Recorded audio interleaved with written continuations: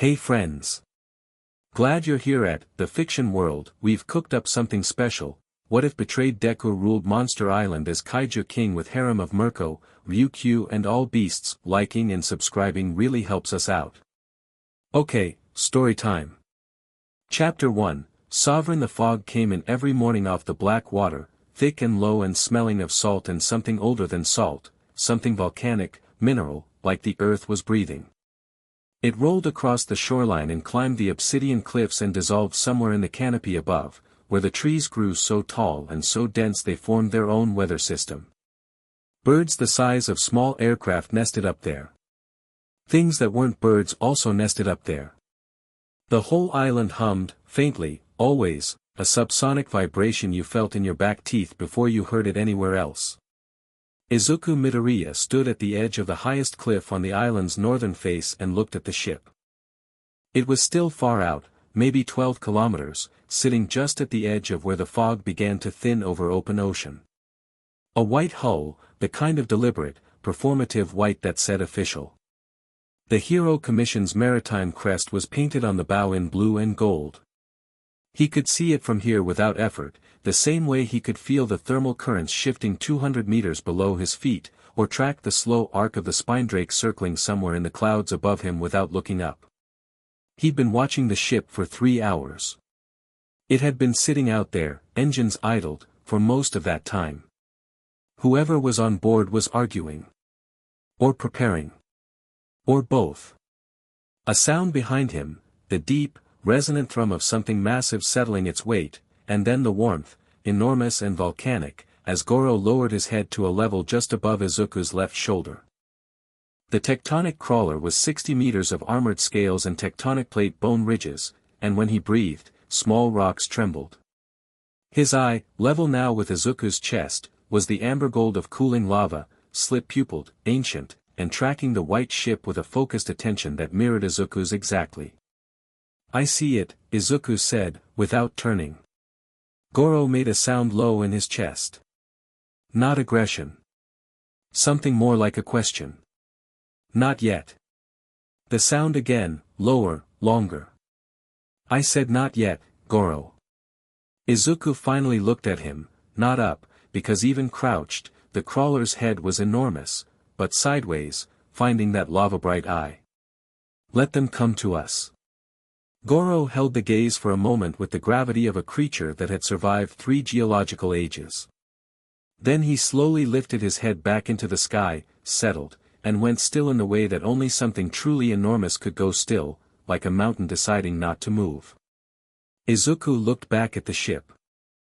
He was wearing a loose dark shirt, sleeves pushed to the elbows, worn trousers tucked into boots that had been repaired so many times the original material was mostly a memory. His hair was the same wild mess it had always been, longer now, and there was a scar that ran from his left jaw down to just below his collarbone that he'd gotten from the razorback in his 4th month on the island. His arms were different from what they'd been, not just the old lightning rod scarring from One for All, but new density, new geometry, the kind of muscle that came from 2 years of lifting, climbing, fighting, and surviving something that was not designed to be survived. He looked, in other words, nothing like the files they had on him. He was counting on that. The ship's engines kicked back on around mid-morning, and it began its slow approach to the southern bay, the only navigable entry point, the one place where the reef broke and the water ran deep enough for a vessel that size. Izuku had known they'd go there. It was the obvious approach. He'd mapped every obvious approach on this island in the first 3 months, back when obvious was a matter of life and death. He turned from the cliff and walked into the trees. The southern bay was a natural amphitheater of stone and water. Dark sand, volcanic glass mixed in so it caught the light in flickers, like the beach was thinking. The tree line came close to the water on both sides, dense and shadowed. The cliff walls rose on the far ends in sweeping curved faces that sent sound bouncing in unpredictable directions. Whispers carried 100 meters here, and a shout could seem to come from everywhere at once. Izuku arrived before the ship did, which was easy, because he knew paths through this island that did not appear on any topographic survey. He stood at the waterline, barefoot now, boots left at the tree line, and let the black glass sand press between his toes. The tide was pulling out. The air was clean and sharp. He wasn't hiding. He was simply there, arms loose at his sides, waiting. 3 figures disembarked first, commission security, by their gear. Tactical suits, not hero costumes. They swept the beach with the professional caution of people who'd been briefed that this place was dangerous and had decided not to believe it entirely. Their eyes went to Izuku immediately and stayed there. One of them raised a hand. Not hostile. Stop and identify. Midoriya Izuku. The voice was trained, flat, and carefully neutral. Yes, Izuku said. A pause. The 3 looked at each other with the particular quality of people recalibrating. More people came down the gangplank. Administrative personnel, a couple of them, clutching tablets in a way that suggested they were more comfortable with conference rooms than volcanic islands. And then a woman, mid-40s, high-ranking by the way the others organized themselves around her, short gray-streaked hair and the posture of someone who had not slept well on the crossing and was annoyed about it. She wore a commission blazer and the expression of someone doing a hard job. She stopped at the waterline and looked at him with the careful, measuring look of someone who'd read a thick file and was now trying to reconcile it with what was standing in front of her. I'm Deputy Director Hannah Shirace, she said. We were sent to. I know why you're here, Izuku said pleasantly. She blinked. Right. Yes. We're here as part of a formal outreach from the Hero Public Safety Commission regarding your status, your welfare, and a potential, how's all might. It wasn't loaded. The way he said it was just a question. But the silence that followed had weight to it. Shirace recovered quickly. He's well. Retired, as you know. He didn't come. We didn't, the commission determined it would be more appropriate to. Is Aizawa with you? Eraserhead is not part of this delegation. Bakugo? No. Izuku nodded slowly, as if confirming something he'd already known, which he had. He let the silence sit for a moment without filling it. The security personnel were still scanning the tree line with escalating unease. One of them had his hand near a holster. The beach was quiet except for the water and the island's perpetual hum. Then, from somewhere in the trees to the left, a sound, low, rolling, like distant thunder that forgot to stop. The security guard with the nervous hand went very still. That's Sable, Izuku said. She's not going to do anything unless you give her a reason. She's just curious. What is, Midnight Class Kaiju? Void silk fur, sonic emission capability. She's been on this island about 400 years longer than I have. He paused. She likes the beach. Shirei stared at the tree line, where 2 eyes, deep violet, luminous, set about 4 meters apart, had appeared in the shadows and were regarding the delegation with the patient attention of something that had seen ships come and go for centuries. Mr. Midoriya, Shirei said, pulling her attention back with visible effort. We've come a long way. The commission would like to formally discuss your situation, the circumstances of your departure from active heroics, and what role you might, my departure, Izuku said. Something in his tone made her stop. He wasn't cold. He wasn't angry. His voice had the quality of someone noting a discrepancy, the same careful precision he'd always used when he was analyzing something, but stripped of any deference. You can call it a departure if you want, he said. We both know what it was. Shirei's expression held steady. She was good at her job. The commission acknowledges that the circumstances of the Tokai operation were what? She stopped again. I'm curious, Izuku said. I want to hear the word. The silence stretched. One of the admin personnel glanced at the other. The security guard with the nervous hand had found something very interesting to look at on the far cliff face. Mishandled, Shirei said finally. Izuku looked at her for a long moment. Then he smiled, not a warm smile, not a bitter one, but the smile of a man who has had 2 years of open ocean and volcanic stone to find his equilibrium. Deputy Director Shirace, he said. Tell your people they can set up camp at the tree line. I'll have food brought. Ignis killed a bull boar last night, there's plenty. We can talk properly after you've all eaten and slept. He turned slightly.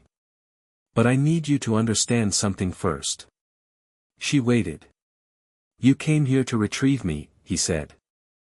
Or to negotiate with me, depending on how optimistic your briefing was. Either way, you came here believing this was a recovery operation. He looked back at the ship, then at the bay, then at the tree line where Sable's eyes still glowed. It's not. This is a diplomatic visit. And the distinction matters.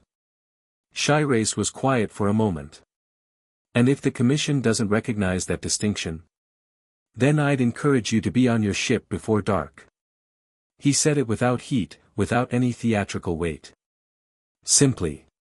Not because anything on this island will harm you if I ask it not to.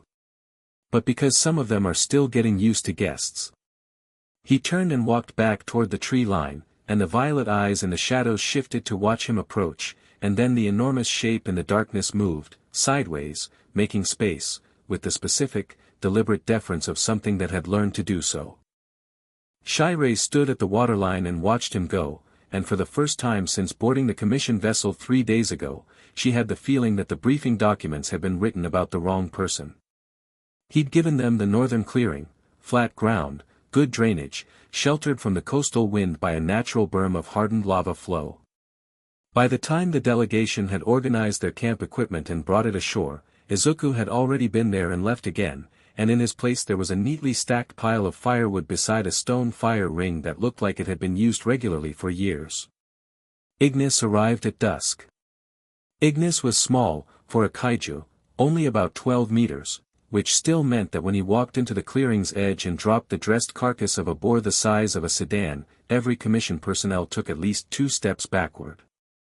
Ignis was all dark red scale and low-burning bioluminescence, like embers banked inside glass.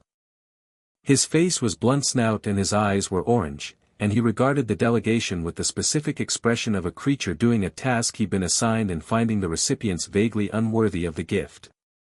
He dropped the boar, made a short sound, derisive, somehow, unambiguously, and left. One of the admin personnel stood staring at the spot where he'd been and then said, very quietly, that thing had opinions. All of them do, said a voice from behind her, and she turned to find Izuku crouching by the fire ring, coaxing a flame from a handful of dry tinder. He looked up at her briefly, then back at the fire. Ignis in particular. He thinks very highly of himself. The woman blinked. You can understand them. Not the way you understand language. He fed a larger piece of wood into the growing flame. More like, tone. Intent. After long enough, you stop needing the translation. She sat down slowly on one of the lava stones arranged around the fire ring.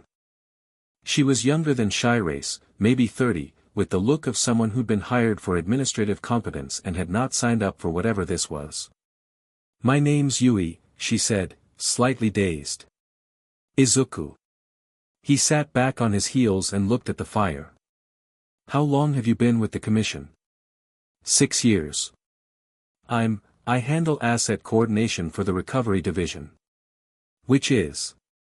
She paused. Which is why I'm here. Asset coordination, he said, not with particular feeling. Yui had the grace to look uncomfortable.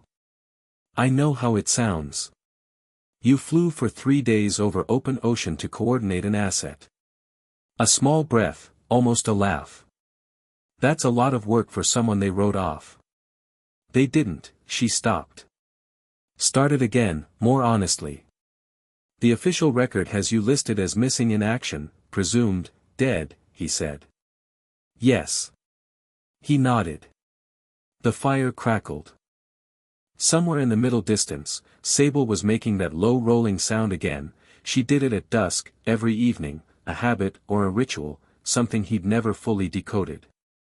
It moved through the camp like a shiver. Tell me something honestly, Izuku said, still looking at the fire. Not Commission policy. Not official language. Honestly. Yui hesitated. I can try. When they sent you here, what did they tell you to expect? She was quiet for a moment. The fire popped. They told us you'd be diminished, she said carefully. That 2 years of isolation would have, that you might need psychological support. That you might be hostile, or damaged, or... She trailed off, because she was clearly looking at a man who was none of those things. The briefing profile said the island would be hostile, that you'd be surviving but not thriving, he said. Yes. He finally looked at her, and she saw it then, what Shiraise had seen at the waterline, what the security personnel kept glancing at when they thought nobody was watching. It wasn't hardness. It wasn't damage. It was something cleaner and more difficult to name. Certainty, maybe. The specific kind that doesn't need to be performed. Yui, he said. Eat something. Sleep. Tomorrow Shiraise and I will talk properly. He stood, brushing bark fragments from his palms. The island won't hurt you tonight. He walked out of the firelight and was gone. In the years that came before, in the version of his life that ended violently and without ceremony on a storm-wrecked coast, Izuku had always moved through the world with the constant low-level awareness of what other people needed. What they feared. What they would think. He had been, from the very beginning, a person who oriented himself by other people the way compasses orient themselves by north. He had treated it as a strength, because people had told him it was, and because for a long time it had worked. The Tokai operation had been his 43rd major mission as a pro-hero. He had been 20, licensed for just over a year, ranked 41st on the national chart in climbing. The operation had involved the neutralization of a villain cell operating out of the Tokai coast, coordinated, resourced, and in possession of quirk-suppressant technology that had already hospitalized 4 heroes. The Commission had assembled a joint team. He had been briefed. He had deployed. What he hadn't been told, what none of them had told him, was that the villain cell had already been infiltrated by a Commission asset. That the operation's actual objective wasn't neutralization but intelligence harvesting. That the 4 hospitalized heroes had been sacrificed deliberately to make the situation look organic. And that when Izuku had gone off script, following a civilian distress signal that turned out to be real, had broken cover, had engaged the villain cell's outer perimeter to stop them reaching a residential building, when he had done the thing he had always done, the thing they had celebrated him for, he had burned the whole covert operation down in about 12 minutes. The Commission had made a decision. They had decided, quickly and collectively, that it was cleaner to let the story end there. Missing in action. Presumed dead. The story closed. The intelligence operation's existence stayed buried. The asset stayed protected. Nobody had to answer for anything. He had washed up on Monster Island's eastern shore with 3 cracked ribs, a broken left hand, a quirk that flickered in and out from the suppressant exposure, and the knowledge, vivid, specific, and absolute, of exactly what had happened and why. He had been angry for about 6 weeks. Then Goro had found him. Not hunted him, found him. There was a difference that Izuku hadn't understood at first. He had been sitting in a sea cave at low tide, eating raw shellfish and being furious at the ocean, when the crawler had inserted his absurd enormous head into the cave entrance and simply looked at him. With the patience of stone. For a long time. Izuku had eventually said, out loud, to a 60-meter kaiju, "What do you want?" Goro had made the low questioning sound. "I don't know either," Izuku had said. And something about that honesty, or maybe just the sound of a human voice that wasn't performing anything, had seemed to satisfy the crawler, because he had settled in the cave mouth like a living wall, and Izuku had slept behind him through the night, warm for the first time in weeks, and in the morning when he woke the crawler was still there. It had gone from there. Sable next, more cautious, more circling, drawn by curiosity over 2 weeks before she let him touch the edge of her shadow. Ignis third, because Ignis had challenged him directly, had squared up in a jungle clearing with all 12 meters of burning intent, and Izuku had stood his ground and pushed one for all to its ragged, flickering limit and refused to move. Ignis had looked at him for a very long time after that. Then had turned and walked away. Had come back the next morning with a boar. Izuku had understood then that the offering meant something. He'd learned the rest as he went. The island had 43 distinct kaiju species. He'd catalogued them with the same obsessive detail he'd once given to hero notebooks, not in actual books, at first, but in his head, because his head had always been the most reliable tool he owned. He'd learned territorial boundaries, communication patterns, hierarchy structures that were nothing like pack dynamics or primate politics but had their own internal logic once you stopped trying to map familiar frameworks onto them. The Razorback had given him the jaw scar in month 4. He'd healed it himself, with seaweed poultices and the specific stubborn refusal to die that had always been his most consistent power. The Razorback, Kiba, now, because she'd eventually decided he was real enough to warrant a name exchange, had spent 6 months watching him from the middle distance before the night of the earthquake, when the aftershock had destabilized the southern ridge and Izuku had put himself between a falling slab and the nest where Kiba kept her eggs. After that, the scar had felt like a different kind of mark. He hadn't built a hierarchy intentionally. He just kept showing up, kept being honest, kept standing his ground without violence unless violence was the only language that worked, kept learning every creature's particular dialect of intent and fear and territory and hunger. And at some point the island had simply organized itself around him. Not in a way he commanded. In a way that was more like consensus. He hadn't chosen to be king. He'd just been present, consistently, until kingship was the only word that fit. Shiraise found him the next morning at the cliff overlook where he'd been standing when the ship arrived.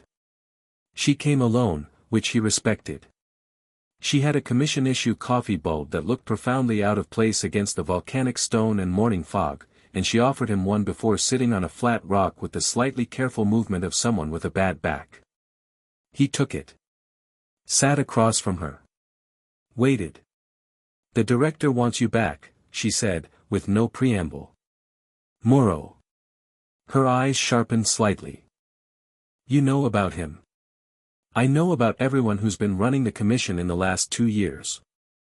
He watched the fog. "I'm isolated, not dead." She was quiet for a moment. Then, "He believes you're an asset of significant national, and potentially international, importance. One for all, your training, your combat record. He believes your presence on this island represents a waste of resources," Izuku said. "His word, not mine." "What's your word?" Shiraise looked at the fog. She took a drink of coffee. For a moment she stopped being a commission official and became simply a tired, sharp woman trying to do the right thing inside a machine that didn't care much about right. "I think what happened to you was wrong," she said. "I think the people who made that decision were protecting an operation they had no business running. And I think Moro knows that, and he's hoping you're desperate enough, or lonely enough, or angry enough, to come back on whatever terms he offers because any alternative is worse. And if I'm none of those things?" She met his eyes. "Then I'm wasting my time and everyone else's, and the director's plan B is something I don't want to think about." "Plan B," he said. "What does that look like?" "The island is currently outside international hero jurisdiction because it doesn't appear on any official maps. If it were reclassified, officially recognized as a territorial hazard zone, the Commission would have legal authority to conduct operations here." Izuku was quiet for a moment. The fog shifted. Somewhere deep in the canopy, a chorus of something, many-voiced, overlapping, high and strange, rose and fell and rose again. He watched the water. "Let me tell you something about this island," he said. "There are 43 distinct kaiju species living here. The smallest has the mass of a city bus. The largest, you saw Goro yesterday. He's not the largest." A pause. "The last time this island was approached with hostile intent, not me, before me, about 60 years ago, a naval vessel tried to establish a forward base on the southern atoll. 7 ships. He looked at her. The wreckage is still there. The fish have moved in. Shirei set down her coffee bulb very carefully. I'm not threatening you, he said. I'm telling you what I told your people yesterday. The distinction matters. This is a diplomatic visit. I want it to stay that way. But I need the director to understand, with specificity, what he'd be proposing to send a plan B against. She nodded slowly. I'll convey that. I'd like you to convey something else too. He turned from the water to look at her directly. I'm not hiding here. I'm not surviving. I'm not waiting to be rescued or pardoned or rehabilitated. He let that sit for a second. I built something here. It took 2 years and it cost me things I'm not getting back, and it belongs to me in a way that nothing else in my life ever did. His voice was even, unhurried. If the Commission wants a relationship with Monster Island, if they want what that could offer, in terms of resources, knowledge, or whatever political advantage Moro sees in having me in his column, I'm open to a conversation. On my terms. Not theirs. And those terms are. We'll get there. He stood, finished the coffee, handed the bulb back. After your second passenger arrives. Shirei frowned. My second, the delegation is already fully, the woman they sent on the second vessel, he said. The one that's been hanging about 40 kilometers east since yesterday evening, trying to look like a fishing charter. He watched her face do several things quickly. She's good, he added, with something approaching warmth. Tell her I said so. But 40 kilometers is close enough that Fong noticed, and Fong doesn't like surprises near the eastern reef. He started walking. Have her come in through the South Bay, like everyone else. I'll meet her at the waterline. He left Shirei on the cliff with her coffee and her recalibrating and the morning fog burning off around her, and walked back into the island's interior, where Goro's distant form moved through the canopy like a slow-moving mountain range, and the island hummed its constant subsonic note against the soles of his feet, and everything, every root, every thermal, every breathing, watching, ancient thing, oriented itself, subtly and without ceremony, in his direction. The ship on the eastern horizon had been visible to him since the night before. It wasn't flying a commission flag. What it was flying was a stylized crest, a rabbit mid-leap, white on red, that belonged to the fastest, most aggressive, and most relentlessly individual hero in Japan's top 10. He was, against his better judgment, smiling about it. Chapter 2, The Rabbit and the King. The second vessel was a sleek, low-riding speedboat, not a charter at all, just wearing the fishing registration as a costume, the same way its sole passenger wore civilian clothes as a costume.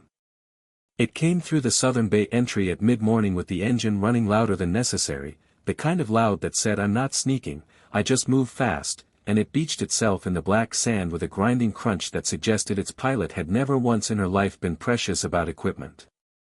Mirko jumped off the bow before it stopped moving. She hit the sand in a single clean drop, no stumble, white boots finding the ground like she'd memorized the beach from the air, and she stood up straight and looked around the bay with the alert, dissatisfied expression of someone arriving at a party they weren't invited to and immediately judging the venue. Tall, lean, built like a coiled spring. White hair pulled back. The rabbit ears, long, expressive, perpetually in motion, angled forward in that particular way that meant active assessment. She was not wearing her hero costume. Dark athletic pants, a sleeveless top, fingerless gloves. But she moved like the costume was there anyway, like the fighting posture was so deeply embedded it just was her body now. Izuku was at the waterline. She saw him immediately and her ears went sideways, surprise, recalibrated fast, and she walked toward him with the specific momentum of someone who had decided to be difficult before leaving the boat. She stopped about 3 meters away and looked at him with the critical, comprehensive attention of a professional. Mirko, he said. Deku, she said. The name landed without apology, without the tentative energy people usually brought to names that had complicated histories. She was watching his face for a reaction. When she didn't get one, her ears tilted forward again. You look different, she said. 2 years will do that. Not just the time. She walked a slow half-circle, not behind him, just to his left, looking him over the way you'd look over a horse you were considering buying. It was evaluative and completely unself-conscious. They told me you'd gone feral. Who told you that? Commission briefing. Also Aizawa. A pause. Also Bakugo, but his exact words were less clinical. What were his exact words? He said, and I'm quoting, "That idiot either got eaten or he's out there talking to rocks and calling it therapy." She finished her circle and came back to face him. I told him both options sounded like you. Something in Izuku's expression shifted, not much, but Mirko caught it, because she caught everything. Not pain. Something smaller. A flicker of warmth that arrived and departed in the same breath. How is he asked. Loud. Ranked third. Furious about being ranked third. She looked past him at the tree line, where the luminous violet eyes had appeared again in the shadows. Her ears didn't flinch, but her weight shifted, almost imperceptible, onto the balls of her feet. Is that, Sable? She's harmless if you don't make any sudden. Mirko had already taken 2 fast steps toward the tree line. Mirko. I want to see it closer. I know you do. That's why I'm telling you to slow down. His voice was patient, the way you're patient with someone who's brave in the specific direction of being impractical. Sable decides when she's comfortable. You moving toward her is the wrong signal. Mirko stopped. She turned back to him with an expression that suggested stopping went against every instinct she had. It's just standing there looking. And yes. That's what she does before she decides whether she likes you. And if she decides she doesn't? Sonic emission, he said. She hit the eastern ridge at full output last year and the vibration carried for 40 kilometers. The reef fish still haven't fully recovered. A pause. Mirko looked at the eyes in the shadows. The eyes looked back. Then, without breaking the stare, Mirko sat down on the black sand, cross-legged, like a person settling in for a long wait. Izuku watched her. What are you doing? Letting it, her, decide. She said it like it was obvious. I'm not going anywhere. She can look. He looked at her sitting in the sand in her civilian clothes in absolute self-possessed stillness, staring into the eyes of a 400-year-old sonic kaiju, and felt something he hadn't expected to feel, recognition, quick and sharp. The quality of a person who, when given a correct principle, immediately applied it with full commitment. He sat down next to her. They sat in silence for a while. The tide pulled at the sand. Sable's eyes were steady and violet and ancient. Why did you come? Izuku asked. Commission asked me to. You do what the commission asks. I do what interests me. She was still watching Sable. And the commission asking me to check on Deku from Class 1A, who supposedly died 2 years ago and is apparently now the king of a monster island, interested me extremely. I'm not a king, he said, reflexively. Mirko glanced at him sideways. The ears angled forward. No. It's not, I don't have a title. Okay. She looked back at Sable. But those eyes in the dark are watching you the way you watch something that decides things. And there was a thing the size of a skyscraper watching the ship from the North Cliff when we came in yesterday, and every time we looked at it, it looked back at us and then looked at you. A beat. You can argue about the word if you want. He didn't argue. The silence returned, a different quality to it now. More comfortable than it should have been, given that they had spoken maybe 6 sentences in their entire acquaintance before today. Sable moved. Not toward them, sideways, easing out from the tree line in a long, slow emergence that revealed her incrementally, the enormous wedge of her head, the dark-on-dark of her fur that absorbed light rather than reflecting it, the vast trailing shadow of her body. She was about 22 meters. She moved without sound, which was part of what made her unsettling, something that size should announce itself, but Sable's footfalls were deliberate silence, each one placed with the specific care of a creature who understood the weight she carried. She stopped about 8 meters away. Looked at Izuku. Then at Mirko. Then back. "She's deciding about you," Izuku said quietly. "I know." Mirko's voice was low, instinctively. "What do I do?" "Nothing. You're already doing it." Mirko was still. Genuinely still, which Izuku suspected was not a state she inhabited often. Sable's nose, a wide, flat structure at the end of her muzzle, moved. Testing the air. The luminous eyes traveled over Mirko with the comprehensive attention of something that didn't see the way humans did, that built its world from layers of sense and resonance. Then Sable made a sound, not the rolling thunder, something shorter, more clipped, and sat. In the way of something that had decided. "What does that mean?" Mirko asked. "It means she's not leaving," Izuku said. "Which is as close to approval as she gives on a first meeting." Mirko looked at Sable for a moment. Then back at Izuku. Something in her expression had shifted, the constant performance of not being impressed had developed a small crack in it. "Okay," she said, almost to herself. "Okay, this place is actually wild." He gave her the tour, which was also not a tour so much as a walk through a living system that kept acknowledging him as they went. Ignis fell in behind them after the first kilometer, drawn by curiosity or territorial instinct or the specific social gravity that Izuku had apparently become. Mirko watched the 12-meter burning kaiju walk in their wake like an oversized escort and said, very calmly, "If I fought that thing, what would happen?" "Depends on the day," Izuku said. "Today. You'd probably give him a real fight for about 10 minutes. Then you'd lose." "Probably," she said, as if she was turning the assessment over. Not offended, considering. "What about you? You versus that thing." He looked back at Ignis, who was watching him with the orange-eyed attention he always used. "I didn't fight him. We squared up, I held my ground," he made his decision. "And if you had actually fought?" "I don't know." He stepped over a root system that was thicker than his waist and held a hand back for her automatically, then let it drop, because she had already cleared it without looking. "He's old. He knows things about fighting that aren't in any framework I have. But you held your ground.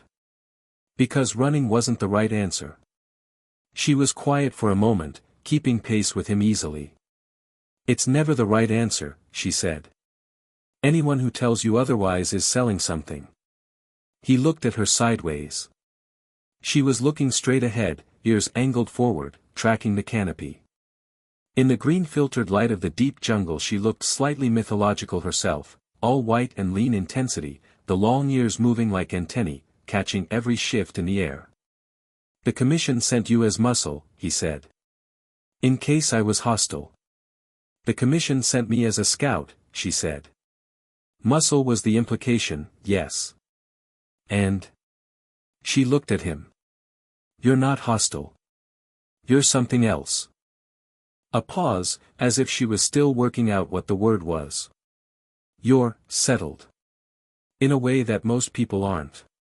In a way that most heroes specifically aren't, because the job doesn't let you get settled." Her ears angled back slightly, thoughtful. "It's strange. On you. Strange bad." She thought about it, which he appreciated, because she seemed like the kind of person who said what she meant. "Strange good," she said finally. "Strange in the way of something unexpected being correct." They broke through the canopy into the high meadow, a plateau of deep grass and exposed basalt that gave a clean view of most of the island's central topography. The sky above was enormous and blue and crossed by the slow thermal circles of the spine-drake, who was 150 meters of winged architecture up there, riding air currents with the patient precision of something that had been flying longer than most nations had existed. Mirko stopped. She stood at the meadow's edge and looked up and didn't say anything for a while. "That's the spine-drake," Izuku said. "I call him Ren. He doesn't come low usually, he's the most territorial of the high flyers and he doesn't love being observed. But he's been curious about the ships. He's beautiful, Mirko said, with a directness that suggested she never softened observations she didn't mean, which meant she meant this one entirely. Izuku looked up at Ren. The Drake banked on a thermal, a slow arcing turn that caught the light on his dorsal spines, each one a meter of bone plating, translucent at the edges, that caught the sunlight and threw it back in fractured angles, like a moving stained glass window the size of a building. Yeah, he said. You named them all. Not all. Some of them already had, not names, exactly. But specific sounds that other creatures used for them. I adapted. She looked at him. You figured out their language. Some of it. Enough to function. You've been here 2 years and you speak Kaiju. It's not really language. It's more like. He thought about it. It's more like learning a person's particular flavor of silence. You learn what the silence means from context, from pattern, from what happens just before and just after. And eventually the silence starts communicating. Mirko was watching him with an expression that had gone quiet and intent. You sound like you don't hate it here, she said. I don't. You sound like you might actually, she stopped. What? She shook her head. Not dismissively. More like she was setting something aside to pick up later. What did they do to you? She asked. Specifically. The operation. The directness was so clean it almost didn't feel like the question it was. Just information requested, openly, by someone who intended to actually hear the answer. He told her. Not all of it, not the sea cave, not the 6 weeks of anger, not the 3 cracked ribs healing wrong in the salt air. But the operational facts, the briefing, the deployment, the civilian signal, the engagement, the realization mid-mission that he was burning down something the Commission had deliberately built, and then the extraction that never came. The Commission ship that had been in the area for the intelligence operation, that had received his emergency beacon, that had made a decision. He told her about watching it from the water, treading water with a broken hand, beacon pulsing, watching the ship sit still, and then watching it leave. Mirko listened to all of it without interrupting. When he finished, the meadow was very quiet. Ren circled overhead. The grass moved in the thermal wind. They watched you drown, she said. They watched me sink, he said. I didn't drown. She was quiet for a moment. Then, who made the call? Muro, he said. Deputy director at the time. He got promoted after. Mirko's jaw was set in a particular way. Her eyes had gone very flat, which he was learning was not blankness but the opposite, a very contained, very specific kind of heat. I didn't know, she said. I want you to know I didn't know. None of us, Class 1A, we were told the mission went wrong, hostile fire, no recovery window, presumed MIA. A pause, and something moved through her voice that was complicated and genuine. Bakugo pushed for a search and they told him there was nothing to find. Izuku nodded. He'd known this.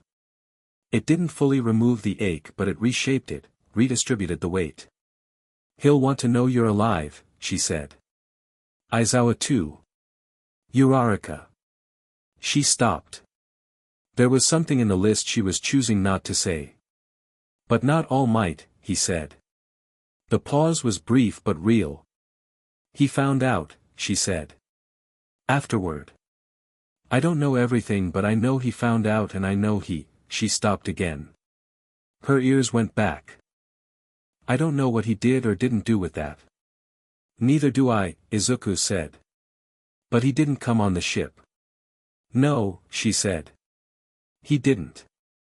They stood in the meadow with that sitting between them, and Ren turned his vast slow circles above, and neither of them rushed to fill the silence, because some silences needed to be actually felt before they could be set down. The fight happened in the late afternoon. It wasn't planned. Most real fights aren't, they build from something that looks like a conversation and then become something else very quickly. They'd been back at the southern bay, Mirko walking the beach in the restless, energy-burning way she had, Izuku watching the water, and she'd said, "I want to see what you can do now," in the same tone people use for things they've been thinking about for longer than they've been saying. "Why?" he'd asked. "Because I don't know what you are anymore," she said. "And I need to know what I'm dealing with." "You're not dealing with anything. You're a guest." "I'm also Mirko." She stopped and looked at him. "Ranked second in Japan. I haven't had a fight worth thinking about in 3 months. You've been living on a monster island for 2 years developing God knows what, and I've been thinking about it since Shire's briefing, and I'm asking you directly. A beat. Spar. First real contact ends it. Nothing serious. I might hurt you," he said, without arrogance, just assessment.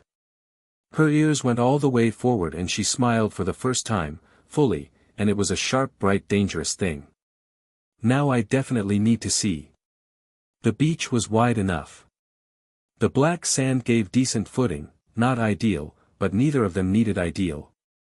Mirko took her stance with the loose, easy readiness of someone who had been in this posture essentially their entire adult life. Izuku turned to face her and didn't take a visible stance at all, which made her ears tick sideways. She moved first. She was fast, genuinely, categorically fast, the kind of speed that had nothing to do with quirk assistance, just the physical machinery of a body built and maintained at the absolute limit of human engineering. She crossed the distance between them in something close to nothing, leading kick aimed at his left side, pulling just enough that it was a spar and not a maiming. He wasn't there. Not a dodge, a shift, weight redistribution, just enough movement that she passed through the space he'd been and he was already turning, and his hand came up and deflected her follow-through at the wrist with a controlled push that sent her momentum sideways instead of into him. She landed, turned, recalibrated in the same motion. Her ears were high. "Okay," she said, and came again. The next 2 minutes were education for both of them. She was faster than anything he'd sparred against on the island, where force and size and primal instinct were the dominant combative languages. She was human fast, which was a different challenge, because human fast came with feints and red ability and pattern recognition that Kaiju combat hadn't trained against. He found himself adapting in real time, and the adaptation was actually interesting, like a math problem that kept adding variables. She was finding him difficult in a different way. He wasn't fighting back conventionally. He was redirecting, using her momentum, her angles, the slight predictability of a fighting style trained for maximum offense. He wasn't trying to win in the conventional sense. He was neutralizing. And she was fast enough to realize, after the first 30 seconds, that he could have ended it twice already and hadn't. She pushed harder. Green lightning crawled up his arms, 5% of one for all, held there steady, not released. Just present. She saw it and her eyes sharpened and she threw a combination that would have taken down a concrete wall, and he stepped into it, which was not what you did against Mirko, and caught the high kick on his forearm and absorbed it, and the impact was enough to leave her leg feeling it, and he was still standing. She landed, breathing harder. "Full output," she said. "I want to see." "No," he said. "I can handle, this is full output," he said. "At what's appropriate?" She stared at him. "That was 5%. I could see the lightning. I wasn't talking about the quirk." The silence held. She was reading him, ears working, and she was fast enough at reading people that she got there, the recognition moving through her expression like a door opening. He wasn't limiting himself out of caution for her. He was limiting himself because this was the level he'd decided was appropriate for the context, and no argument she made was going to move that decision, because the decision wasn't about her. She had never encountered that quality before. She was used to people performing restraint. This wasn't performance. She stood down. Slowly, the way you stand down from something that has genuinely surprised you. The fighting posture softened. Her ears came down to a more natural angle. She was breathing hard. He was not. "How much of that is the 2 years?" she asked. All of it, he said. There's nothing natural about fighting things that size. You learn economy really fast or you don't learn anything. She looked at her hands for a moment, then back at him. The sharp bright smile again, different this time, not challenge, something warmer and more complicated. You're going to be a problem, she said, but the way she said it meant the opposite of what the words implied. I usually am, he said. The sun was getting low, painting the bay in deep orange. From somewhere in the cliffs above them Ignis was watching, doing his perpetual not impressed act that was absolutely a form of investment. Sable had reappeared at the tree line, those vast violet eyes tracking the two of them with what Izuku would have called satisfaction if he were attributing intentions to it. Mirko sat down on the sand. Properly this time, elbows on knees, looking at the water. The restless energy had shifted into something more companionable. The commission is going to push, she said. Moro specifically. Shiraise told you about Plan B. She mentioned it. It's not just a threat. He already has authorization. A containment fleet, 22 vessels, hero support units, specialized suppression tech. He's waiting on this delegation's report before he decides whether to deploy it. She looked at the water. He thinks you're alone here. He thinks the kaiju won't coordinate. I know what he thinks. He's wrong about both. I know. She turned and looked at him. You're not worried? No. A containment fleet is, Mirko. He looked back at her, and what was in his expression was simply the certainty she'd seen at the waterline, the same quality, undiminished. 7 ships went to the eastern atoll 60 years ago. The wreckage is still there. She held his gaze for a long moment. I want to stay, she said, and it didn't sound like a request. More like a declaration that surprised even her, the words arriving before the thought fully had, pushed out by something she was still identifying. For the commission? No, she said, in a tone that closed that door without fanfare. He was quiet for a moment. Looking at her, this specific, fierce, relentlessly honest person sitting in the black sand of his island with the sunset on her face and her ears angled in the direction of something she hadn't named yet. That's up to you, he said finally. Is there room, she asked, and there were at least 3 questions inside that one question, maybe more. There's always room, he said. This island is 46 square kilometers. She glanced sideways at him. That's not what I was asking. I know, he said.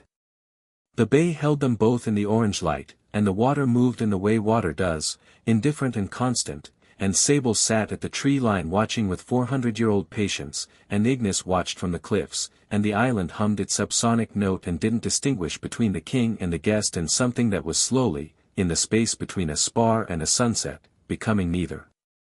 That night the commission's camp was louder than it had been the night before. Izuku could hear Shiraise on a satellite communication device, not the words, but the tone, the clipped back and forth of someone managing upward with bad news. He could hear the admin personnel talking in urgent undertones. He could feel, in the way he'd learned to feel the island's changes, that the delegation's mood had shifted from cautious hope to something more complicated. He was sitting at the base of the northern cliff, in the dark, with Goro settled 30 meters behind him like a breathing geological feature, when Mirko found him. She moved well in dark terrain, sure-footed, quiet when she chose to be. She sat next to him without asking. Closer than she'd sat on the beach. Ryukyu's coming, she said. He'd known another shoe was dropping. There was always another shoe. When? 3 days. Moro sent her when Shiraise reports started coming in cautious. She's the commission's formal diplomatic voice.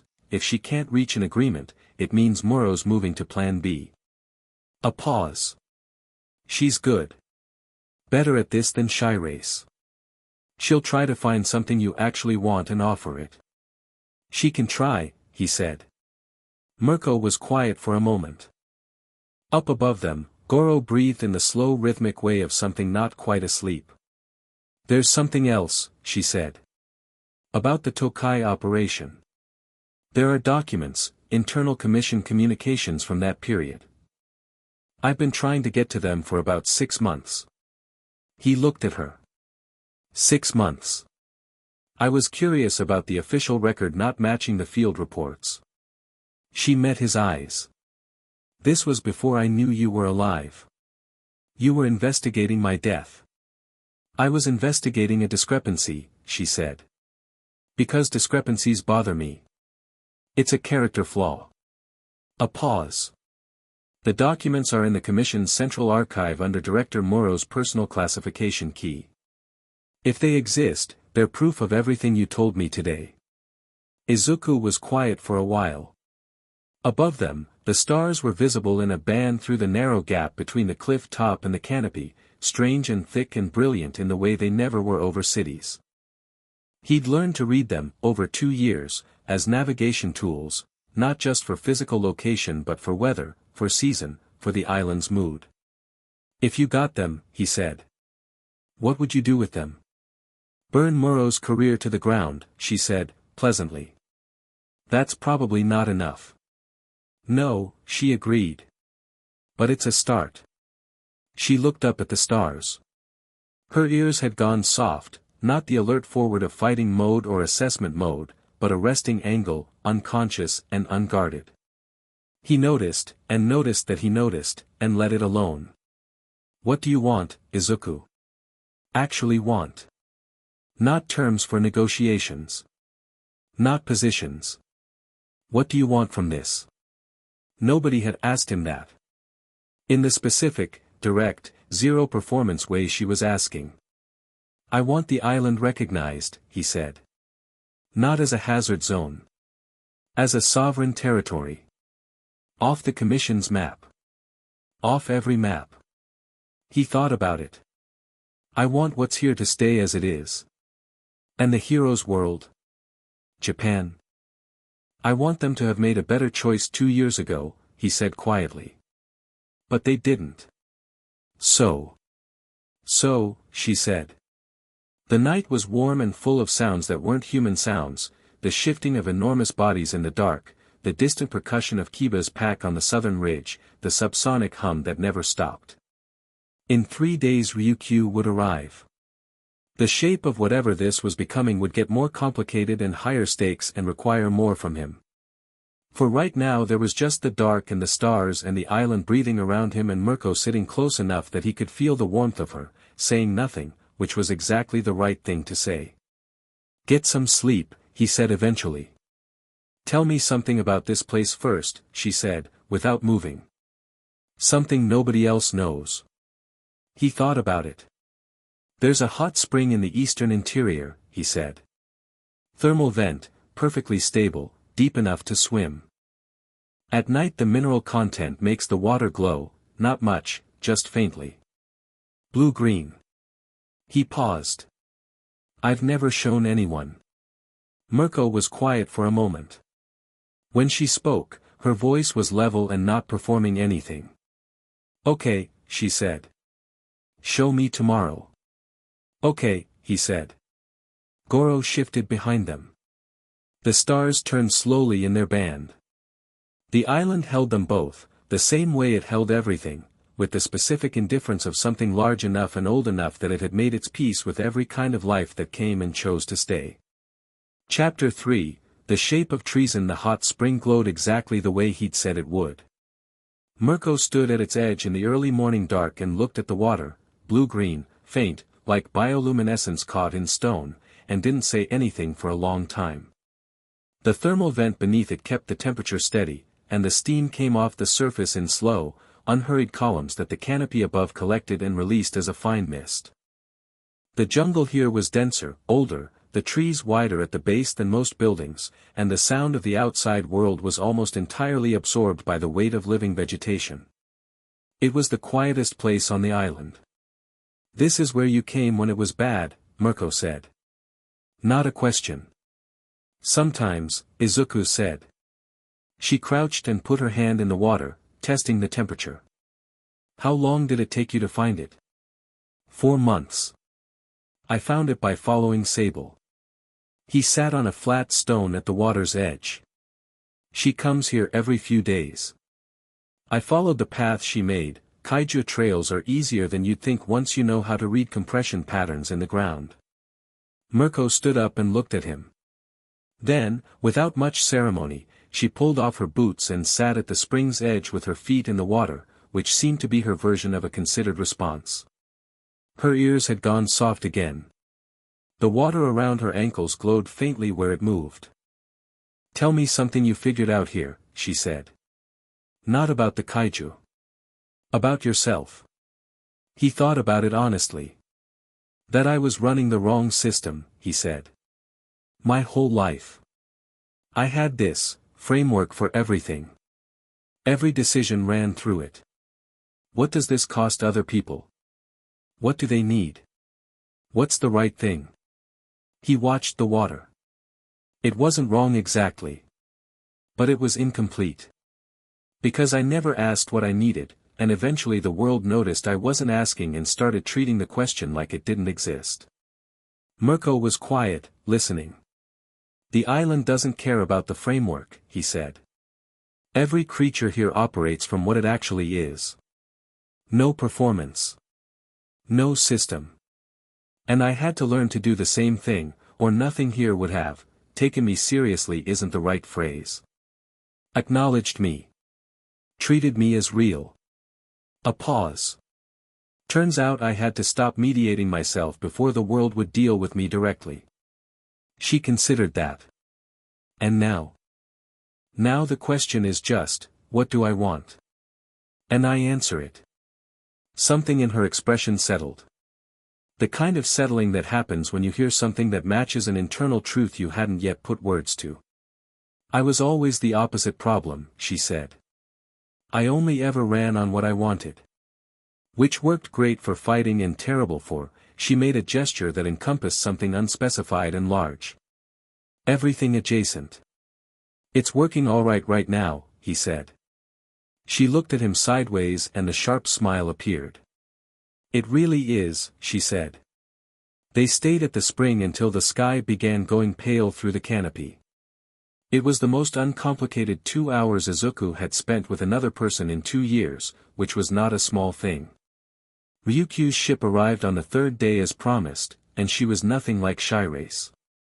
Where Shiraise had the bearing of a competent administrator managing a difficult situation, Ryukyu had the bearing of someone who had long since stopped distinguishing between difficult situations and ordinary ones, because at her level everything was difficult and you either metabolized that or you didn't last. She was tall, composed, and she came down the gangplank in a way that suggested she had assessed the entire bay before her foot touched the sand and had already formed 3 contingency positions. She was also, notably, looking directly at Izuku before she reached the waterline, and her expression was one of someone doing active, effortful recalibration. Ryukyu, Ryuko Tatsuma, ranked 7th, the Dragon Hero, one of the Commission's most reliable operators in sensitive situations, stopped at the waterline and bowed. Not a shallow bow, not a Commission formality. A real one. Izuku bowed back, with the same quality of intention. "Midoriya," she said. "Ryukyu."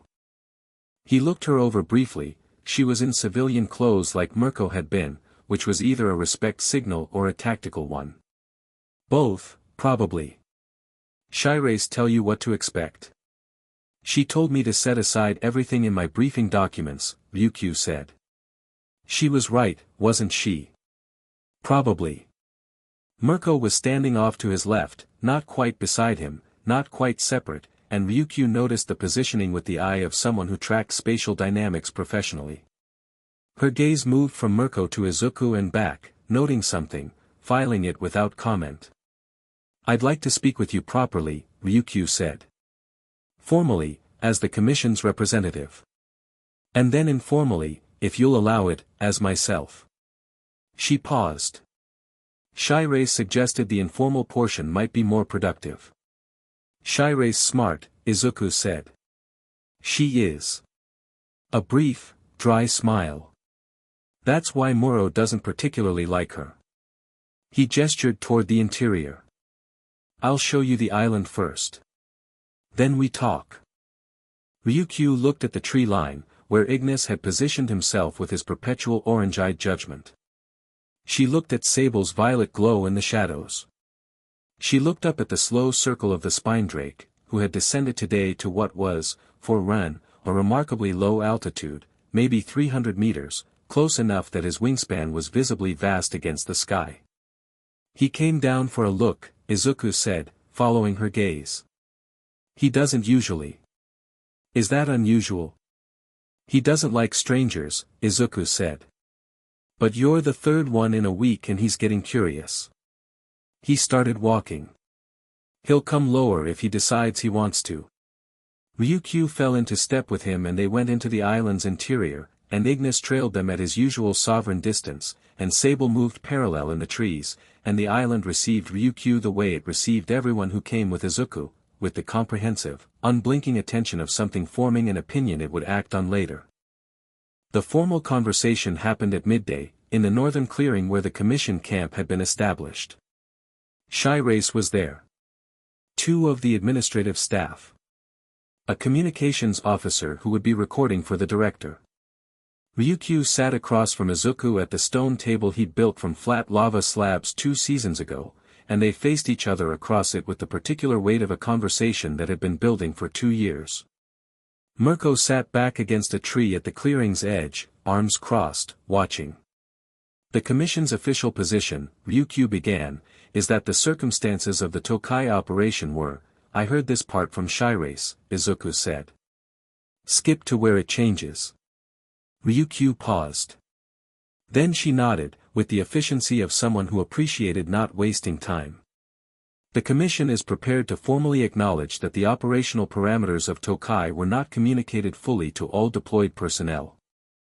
That the emergency extraction protocol was not executed in compliance with standard procedure.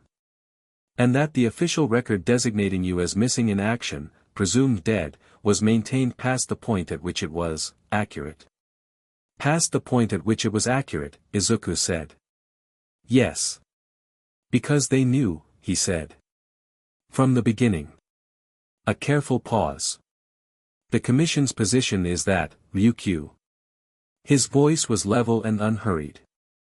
The ship that was operating in the Tokai area on the night I went in the water received my emergency beacon signal. I know this because the beacon operates on a frequency that logs transmission confirmations. It confirmed contact with a vessel running Commission maritime IDs at 2,247 hours. At 0130 hours, the same vessel departed the area.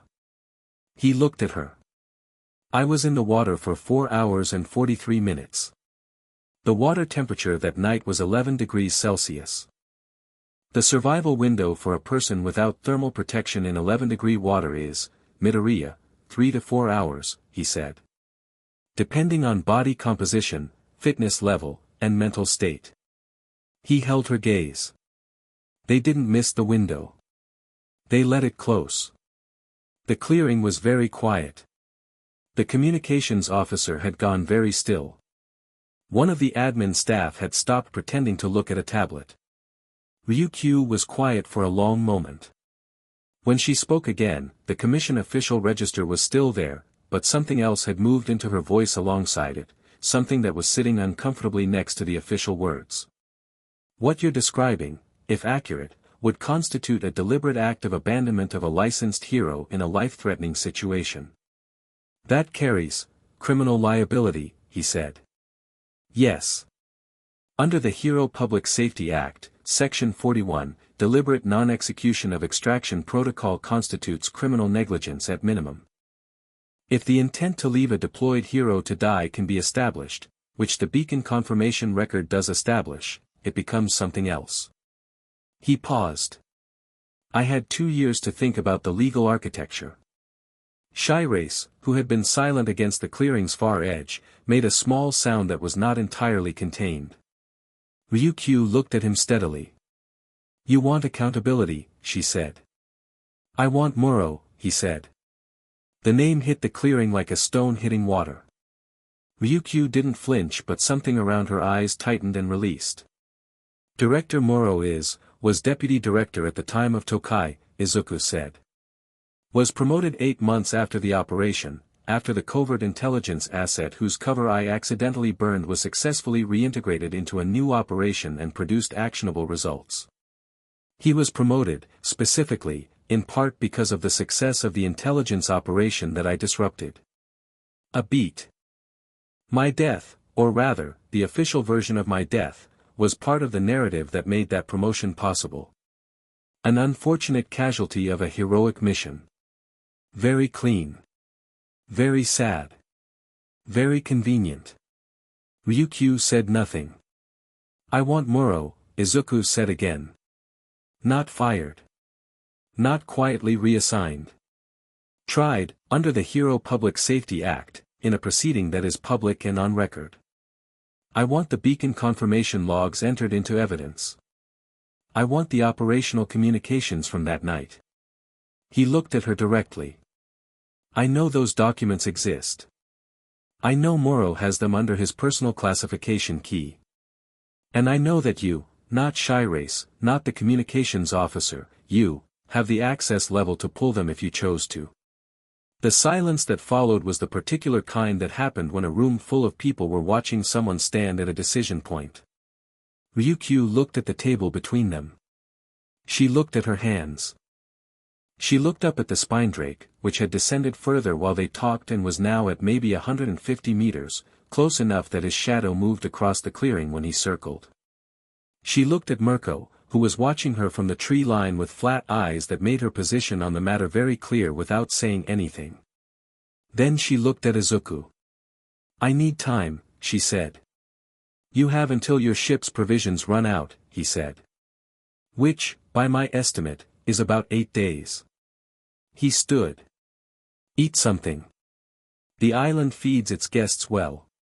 He looked at the communications officer for the first time, directly, steadily. Tell Director Muro I said hello. He walked out of the clearing and the recording kept running and nobody spoke for a while. He went to the southern ridge after, because he needed to move and the ridge path was 2 kilometers of vertical scramble that required enough physical attention to quiet everything else. He went fast, pulling himself up the basalt face in the places where the path ran out, one for all sitting easy and low in his blood, not deployed but present, like a familiar weight. He wasn't angry. That was the thing that would have surprised the version of himself that had floated in 11-degree water watching a commission ship leave. He'd expected, back then, in the sea cave with the raw shellfish and the fury, that if he ever sat across a table from someone representing the institution that had left him to die, it would be fire, internal and total, the kind that didn't leave room for legal frameworks and precise language. But 2 years had done something to the fire. Not extinguished it, compressed it. Made it dense and precise and exactly the shape it needed to be for the purpose he had for it. Anger as a blunt instrument was what Muro would expect. Anger as a scalpel was something else. He reached the ridge crest and stood in the wind that came off the open ocean, sharp and clean, and looked out at the blue-gray horizon. Kiba was on the southern ridge today, which she often was. She was curled in a configuration that looked like a geological feature until you noticed it breathing, the razorback scale patterns blending with the basalt so completely that the only real giveaway was the slow rhythmic expansion of her sides and the faint shimmer of heat from her core. She had her head up now, watching him approach, the enormous pale eyes tracking without alarm. He sat down a few meters from her and she lowered her head. The scar on his jaw always pulled slightly in cold wind. He touched it without thinking. The people from the ship, he said, not really to Kiba but not to Kiba. They want things. They always wanted things from me and I always gave them and it worked until the thing they wanted was the one I couldn't give. He looked at the ocean. I wonder if Muro thinks I'm going to come back for revenge.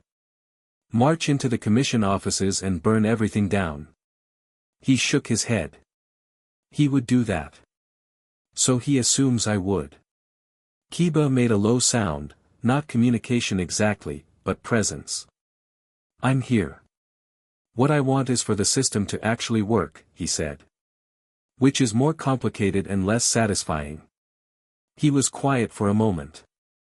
The hero's world doesn't run on right and wrong.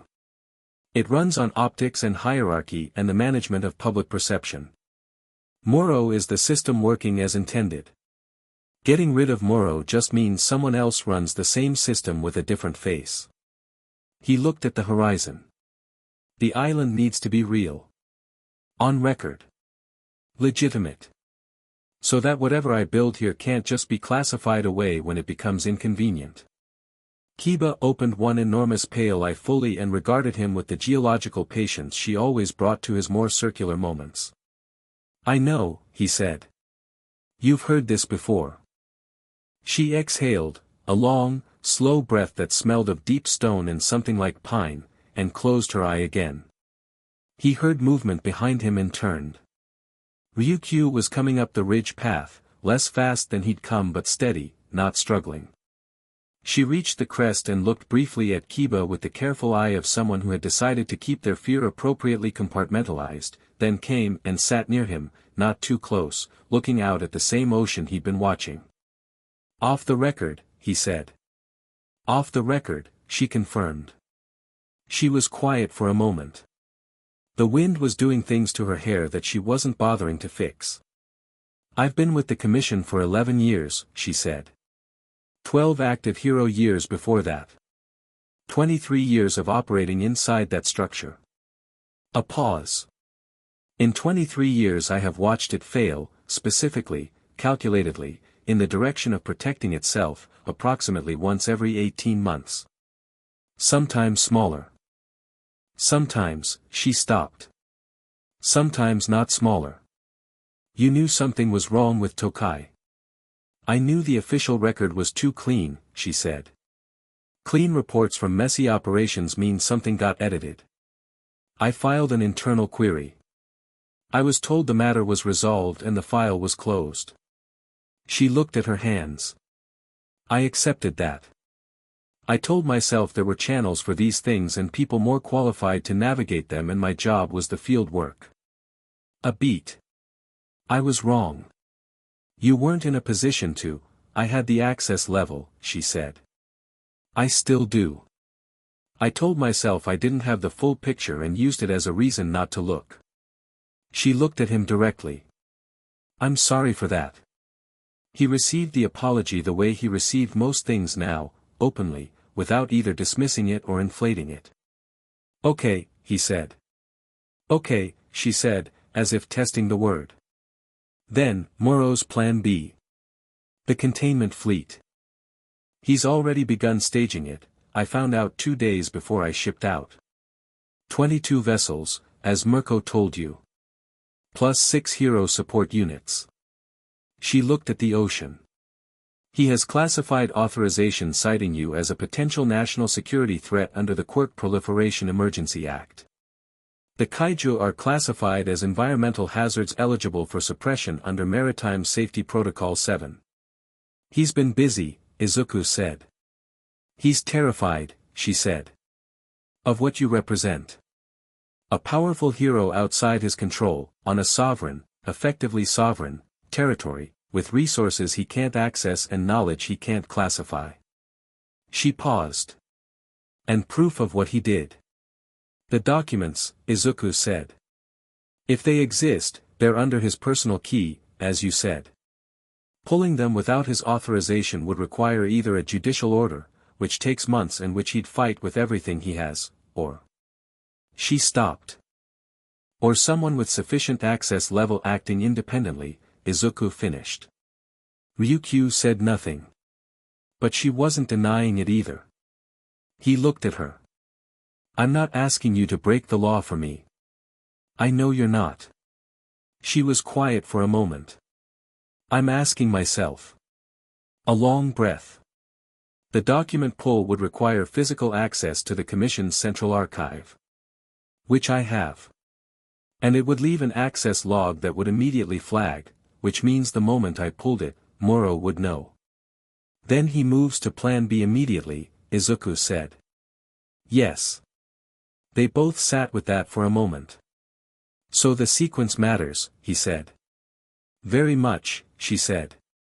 If the documents are pulled and public before he can move, Plan B loses its legal authorization. You can't conduct suppression operations against a hero who's filed criminal charges against the director ordering the operation. The conflict of interest alone freezes the authorization. She paused. But the window between pulling the documents and them becoming public would be short, Izuku said. Minutes, maybe. He nodded slowly. He was already building the architecture of it in his head, the sequence, the dependencies, the failure points. The same methodical analysis he'd always done, just pointed at a different kind of problem. How long does the pull itself take, he asked. If I know what I'm looking for and the archive access is clean, 12 minutes. Maybe 15. And transmission to a public record? If I have a secure outside channel, another 10. She looked at him. 25 minutes total from access to public. And Moro's response time, once his alert fires. His personal security is on the commission building at all hours. If he's in Tokyo, she considered. 15 minutes to reach the archive floor, assuming he's in the building. If he's not, longer. Izuku was quiet for a while. Kiba breathed behind them, slow and geological. The wind pushed off the ocean and the island hummed its note. There's a variable you're not calculating, he said. Ryukyu looked at him. Moro's not going to wait, he said. He's been watching this delegation's reports. He knows I'm not diminished, not cooperative, not isolated. He knows I have documentation leverage and I know about Plan B. He paused. He's not going to wait for Ryukyu's diplomatic report. He's already moving. The silence had a different quality now. How soon? She asked. The staging you mentioned started 2 days before you left. Maritime mobilization for 22 vessels takes, he did the math.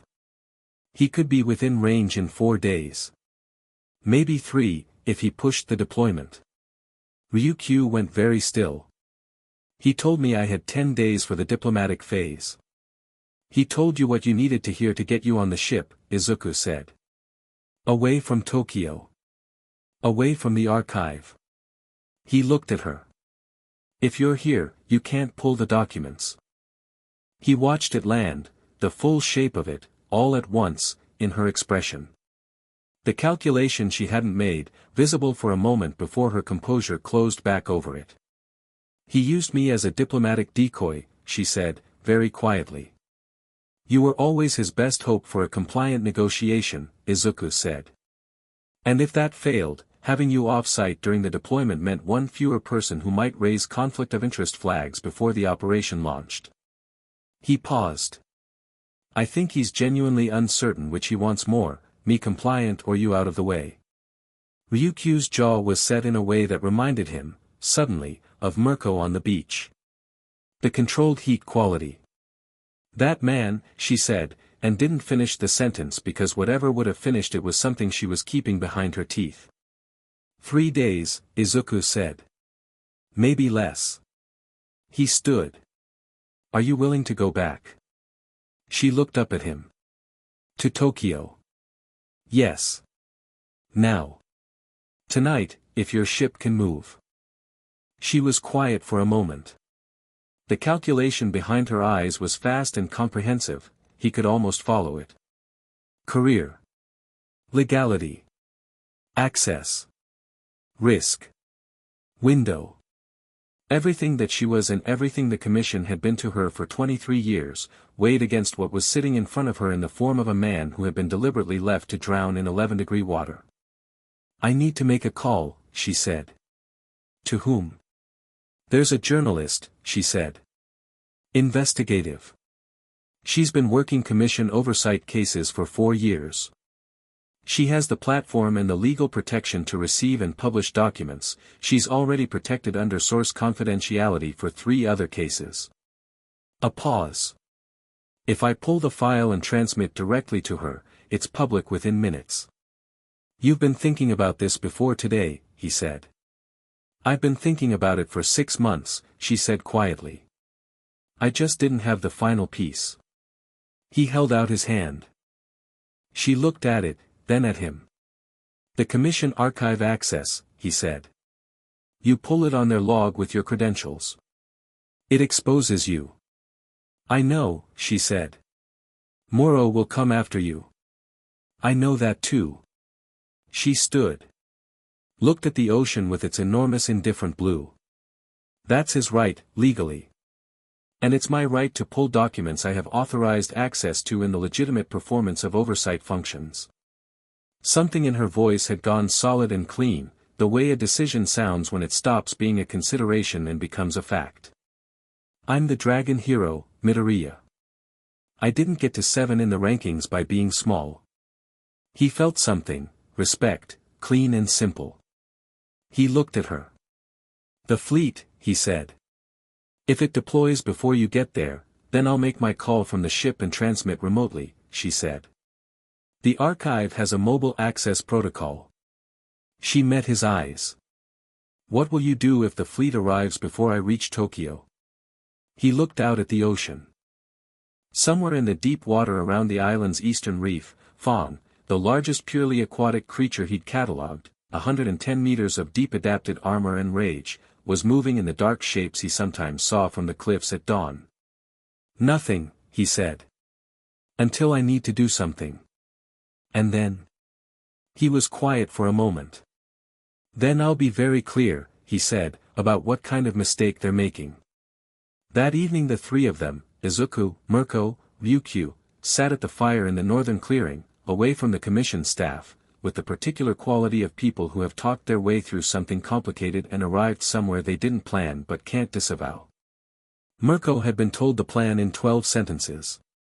She had nodded once, said, "Works for me," and then sat back and stared at the fire in the way that meant she was running scenarios. Ryukyu's ship was preparing to leave. She would go tonight, under the cover of diplomatic schedule adjustments. The commission communications officer had been told she was returning for a scheduled briefing update. He had no reason to disbelieve it. The documents get published, Mirko said to the fire. Moro is exposed. Criminal charges fly. His authorization for Plan B is challenged in the resulting legal chaos.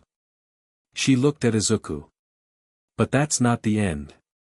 Even if Moro falls, the commission doesn't. The system doesn't. Someone new runs it, reviews your case, and decides you're either an asset or a problem, and the whole thing starts again. I know, Izuku said. So what ends it? He was quiet for a moment. Recognition, he said. The island formally acknowledged as sovereign, protected territory. Not by the commission, by a public treaty. On record, in international law, in a forum that the commission can't quietly reclassify. He looked at the fire. Moro's case blows the commission open. While it's open, while everyone is watching and the structure is exposed, that's when the treaty goes in. That's a very narrow window, Ryukyu said. Yes. And you'd need, she was thinking through it. A signatory with international standing. Someone outside the commission's direct influence. I have a few ideas, he said. Mirko was looking at him with the ears-forward expression of active interest. You've been planning this. I've been thinking, he said. For 2 years. There wasn't much else to do. That's a lie, she said. You were building a kaiju empire. Concurrently, he said. She almost laughed, not quite, but the shape of it was there. Ryukyu was watching the two of them with the attentive expression of someone observing something she wasn't entirely certain of yet. Ryukyu stood. I should prepare to leave. She looked at Izuku. If this works, when, Mirko said, without looking up. Ryukyu glanced at her. When this works. A pause. What happens to you? The island, the life here.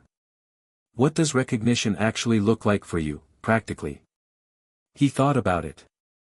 I stay here, he said. The island stays as it is.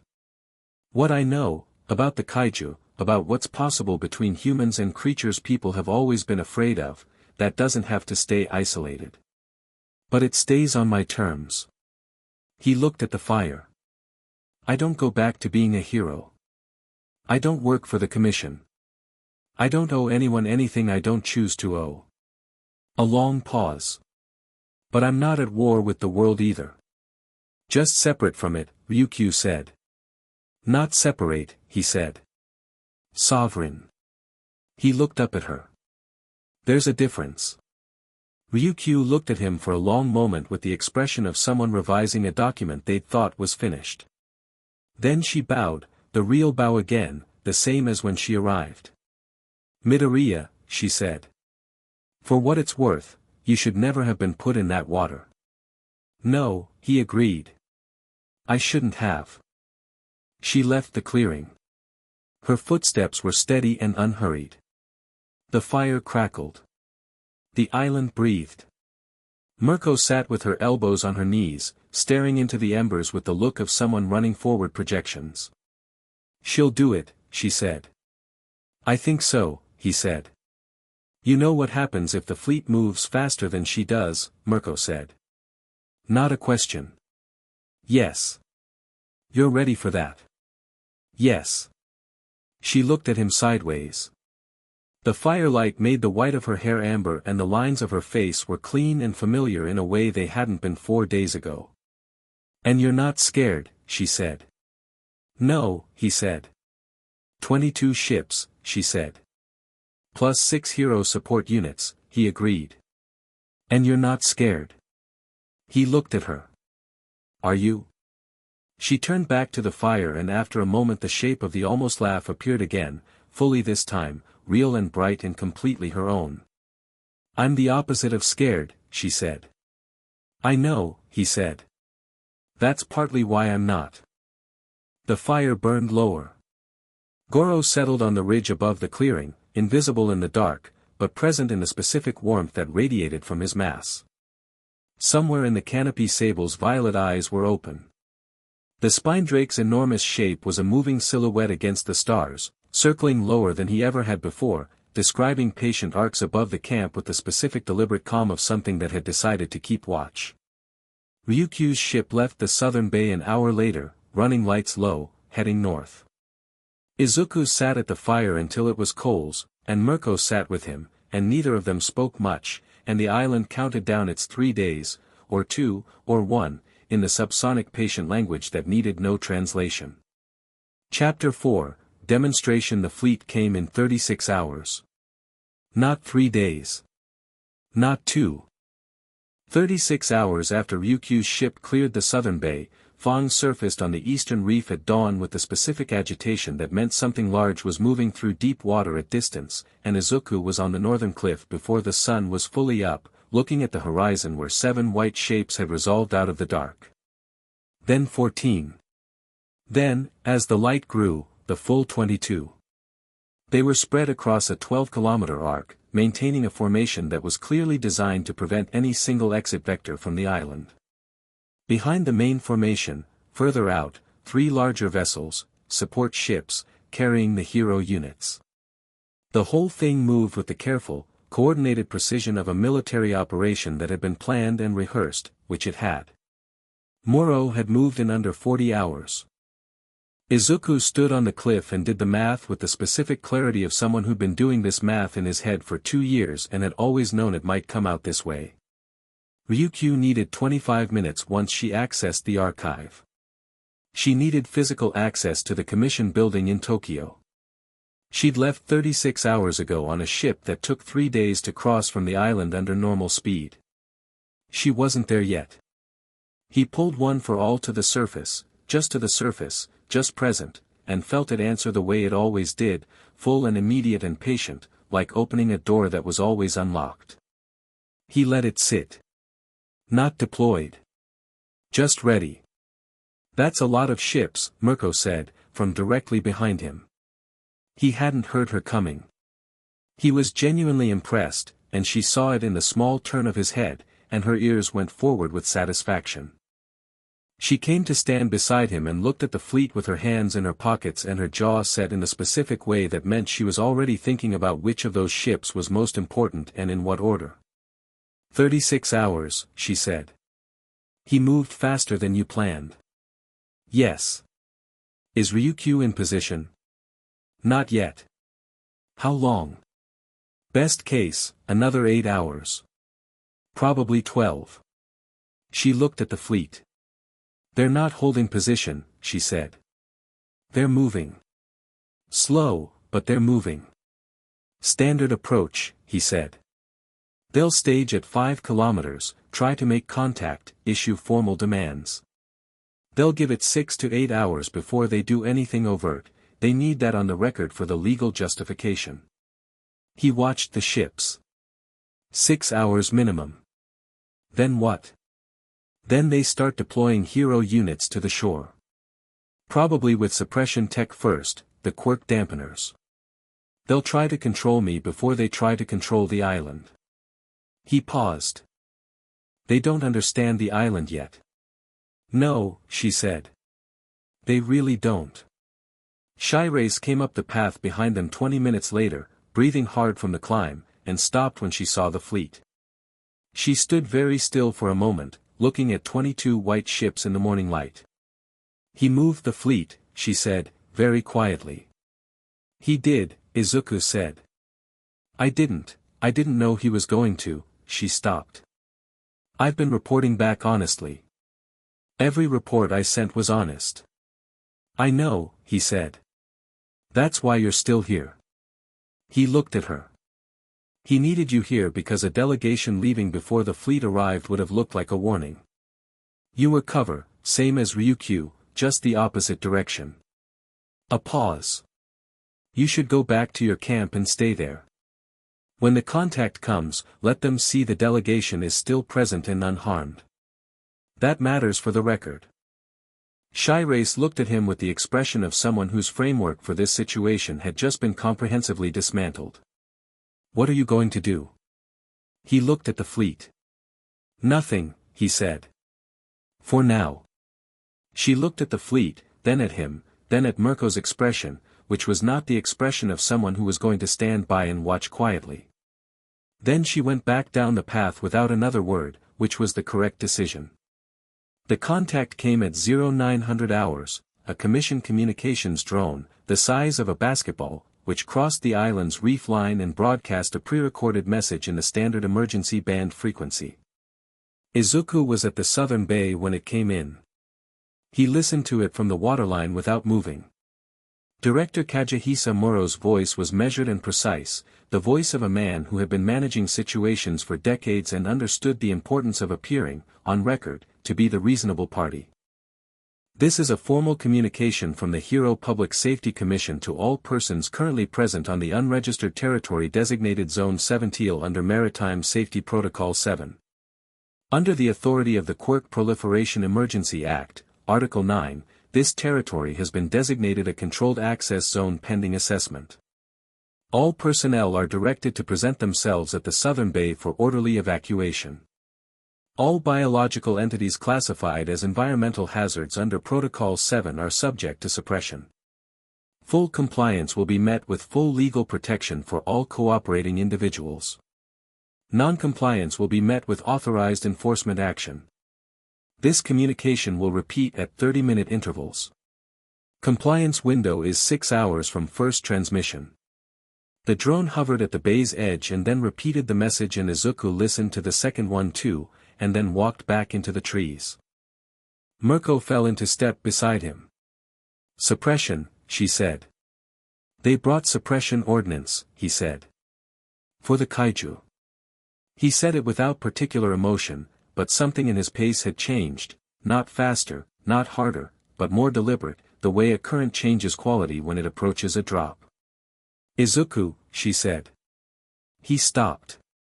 She was looking at him with a directness that wasn't softened by anything.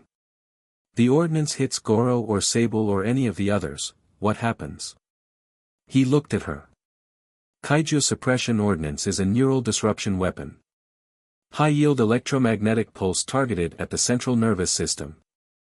The smaller ones, Ignis, Sable, it would disorient them severely. Potentially incapacitate them for hours. A pause. Goro is too large for a full effect. But Kiba's eggs are in the southern nest right now. If a suppression burst goes wide, okay, she said. Not dismissively, closing the information loop and moving to action. What do you need me to do? He looked at her for a moment. Then, can you run the ridge? Southern ridge? All of it. North face to the eastern point. Warn Kiba's nest first, then Fong's access point on the eastern reef. They need to move away from the southern approach vectors, the fleet will stage from the south. How do I warn a kaiju? Kiba knows you from the tour, he said. Get to the nest and make noise at the southern perimeter. She'll understand threat from south. She's moved those eggs before. He paused. For Fong, throw rocks in the water at the reef. Hard as you can. He's deep water, vibration sensitive. It'll drive him inward, away from the reef and toward the island's center. Mirko was already moving her weight to the balls of her feet. What about Sable? She'll follow you, he said. She decided she likes you. A beat. That might be the best thing anyone said to me this year. She was already going. Where will you be? Everywhere, he said. She looked back at him once, quick, assessing, and then something else, something that happened in the space between a look and a choice, and then she was gone, moving through the jungle at full speed, which was a thing to witness even when you only caught the first 10 meters of it. He turned and looked at the island around him. The island was already awake. The morning was wrong, feeling in the way that living things registered before thinking things did. The birds in the canopy had gone quiet, which never happened, and the specific weight of the air had changed in the way it changed before a storm, except there was no storm coming. The hum was different. Deeper, maybe. More present. Goro was coming. Izuku could feel the ground telling him so, subtle vibration, rhythmic, from the north. He closed his eyes for 3 seconds and let one for all expand through him, not to fighting percentage, not to the controlled release he'd used against Mirko on the beach, but simply present, filling him the way a lung fills with air, all 9 predecessors of familiar weight. He felt Nana Shimura's steadiness. He felt the wild crackling energy of the fourth. He felt the quiet current of each one and acknowledged them, the way you acknowledge people you've been carrying a long time. Then he opened his eyes and walked toward the southern bay. The first hero unit came ashore at hour 4. They hadn't waited the full 6. Izuku noted this for the record, literally, because he had a small commission communications device that Shiraise had given him that was, per its design specifications, logging everything in real time. He hadn't mentioned the logging to anyone. 3 heroes. He recognized 2 of them, Strongarm, rank 26, a muscular enhancement type who hit with the force of an industrial press. Vector, ranked 31, trajectory manipulation.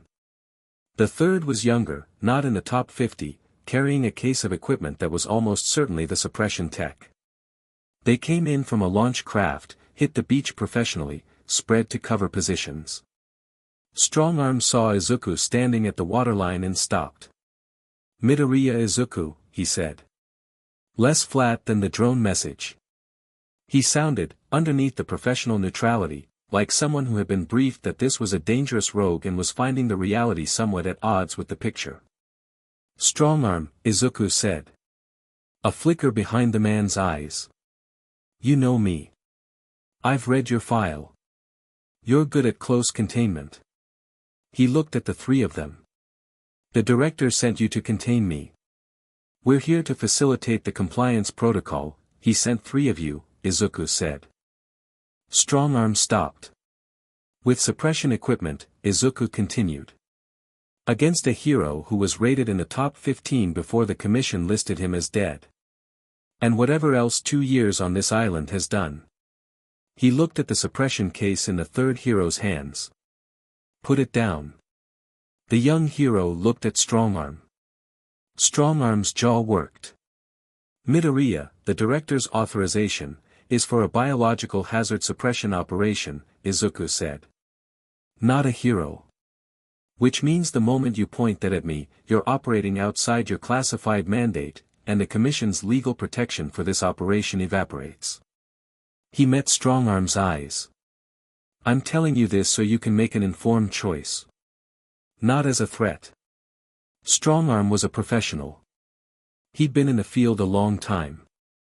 He knew the difference between someone performing confidence and someone who simply had it, and what was standing in front of him was the second kind in a concentration he hadn't encountered at close range before. The young hero put the case down. Slowly. "I need to contact the fleet," Strongarm said. "There's no signal on this beach," Izuku said. Which was true, because the island's mineral content and the specific rock composition of the bay walls created a natural interference pattern he had mapped in his first year. "You're welcome to stay on the beach.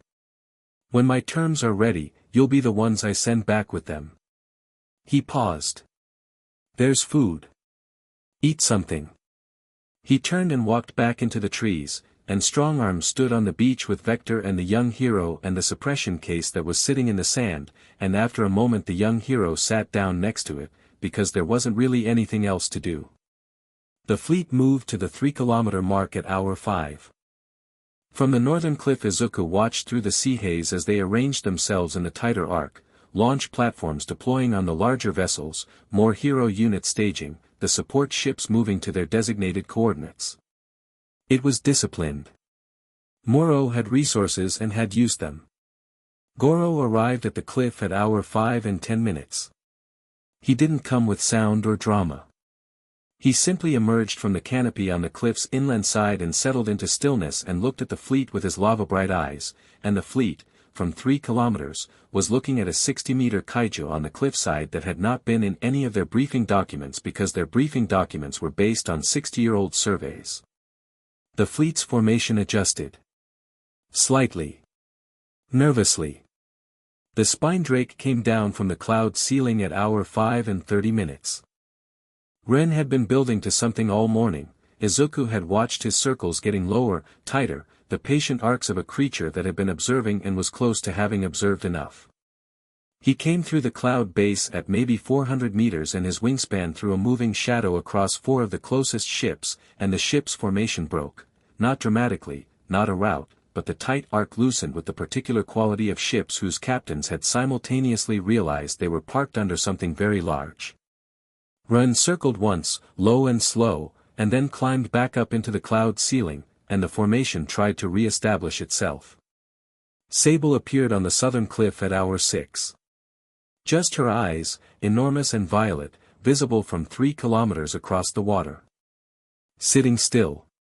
Watching. Fawn, who had responded to Mirko's reef vibrations and moved inward as Izuku had predicted, surfaced briefly on the western side, just enough to show 100 meters of deep-water armor before sliding back under the surface, and the 3 westernmost ships in the formation scrambled their engines simultaneously. Izuku had done none of this. He had not summoned them, had not coordinated a display, had not stood on a cliff and called them to formation. What was happening was simply the island responding to threat the way it always responded, as a single organism whose constituent parts had their own intelligence and their own investment in what happened here.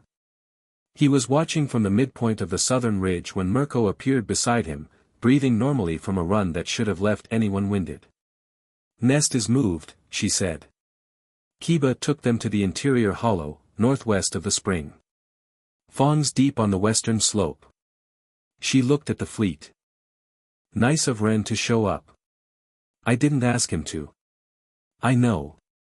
She looked at him. There was something bright in her expression, not quite a smile, more the specific quality of someone encountering a thing that keeps exceeding expectation. "How many more of them are there?" "The ones we haven't seen." 17 species I haven't introduced you to yet," he said. 17, she said. "The island's big." She was quiet for a moment. "The fleet is going to push. Ren spooked some of them, but the command vessels will hold formation and push." She was watching the ships with the professional focus of someone reading tactical intent from ship movement. "An hour. Maybe less." "I know. What's the play?" He looked at the water. At the fleet. At the island around him, The weight of it, the depth of it, the 43 species and the 400 years and the specific fact that this place had existed long before any commission was ever conceived of and would exist long after every commission and institution and structure had dissolved back into the geological record. I go to them, he said. Mirko turned to look at him. Not to comply, he said. To demonstrate. He looked at her. Stay visible on the ridge. If they see you here, they know you're not a captive, not under duress. That's important for the record. He paused. And for what comes after. You want me to stand on a ridge while you walk into a fleet, she said. Flat. Not a question. For about 20 minutes, yes. She looked at him with an expression that cycled through several things in quick succession, none of them small. 20 minutes, she said. After that, if you want to follow, after that I'll be in the water, she said. 20 minutes and then I'm in the water. So be back. Okay, he said. Okay, she said, and something in how she said it closed around the moment and held it, and that was enough, and they both knew it. He went down to the beach and walked into the water. He swam out to 3 kilometers in 15 minutes, which was not a natural human pace, and he wasn't trying to hide that. One for all sat at a functional percentage, enough to push against the water, enough to sustain the pace, and the ocean here was clear and dark floored and cold, and he moved through it with the directness of someone who had not come to negotiate.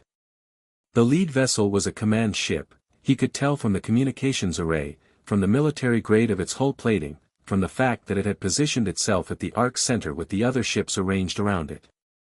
He came up out of the water at its port side and caught the boarding ladder and climbed, dripping, onto the deck. 6 security personnel. 3 hero units he hadn't seen before. Weapons raised, all of them, the instant he cleared the rail. He stopped in the center of the deck and looked at the weapons and then at the people holding them with the specific quality of someone who was measuring, not the weapons, but the people. Their breathing. Their angles. Their distance from the edge of what they'd actually do. Nobody fired. I'd like to speak to whoever is in command of this fleet, he said. A long moment. Then one of the hero units, a woman, mid-30s, command-bearing, a containment specialist by her equipment, touched an earpiece. Listened. Then looked at him with the complicated expression of a professional who had just been told something by the person in her ear. Commander Ryukyu, she said. She's on the bridge. Thank you, he said. Commander Ryukyu was 50, gray-haired, with the bearing of a naval career and the particular quality of a person who had dealt with difficult situations by not flinching. She was standing at the bridge's main display when he was brought in, looking at screens that showed the island from every sensor angle her fleet had available. Including, on 3 separate screens, Goro, Run, Sable, and a 4th screen, showing a section of open water on the western side where Fong's outline was visible on deep sonar. She turned and looked at him, dripping seawater on her bridge deck, barefoot, hair wild, and said, "You swam out here." "It was faster," he said. She studied him for a moment. "I was briefed that you were a destabilized hero requiring extraction and therapeutic support," she said. "I was briefed that you were coming in 3 days," he said. She had the grace to acknowledge that with a slight tip of her head. The director moved the timeline. "I know." He looked at her. "Commander Ryukyu, I'm not going to fight your fleet. I want to be clear about that. Then you'll comply with the evacuation protocol. I'm not going to fight your fleet," he said again. "And I'm not going to comply with the evacuation protocol.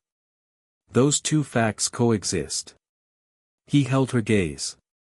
"I'm here to tell you what this island is and what deploying your suppression ordnance against it would mean. Not as a threat. As information." She folded her arms. "Tell me." "Your suppression ordnance is designed for isolated biological hazard containment," he said. "Single target, high yield. The creatures on this island don't function as isolated individuals, they function as an ecosystem with specific, established interdependencies.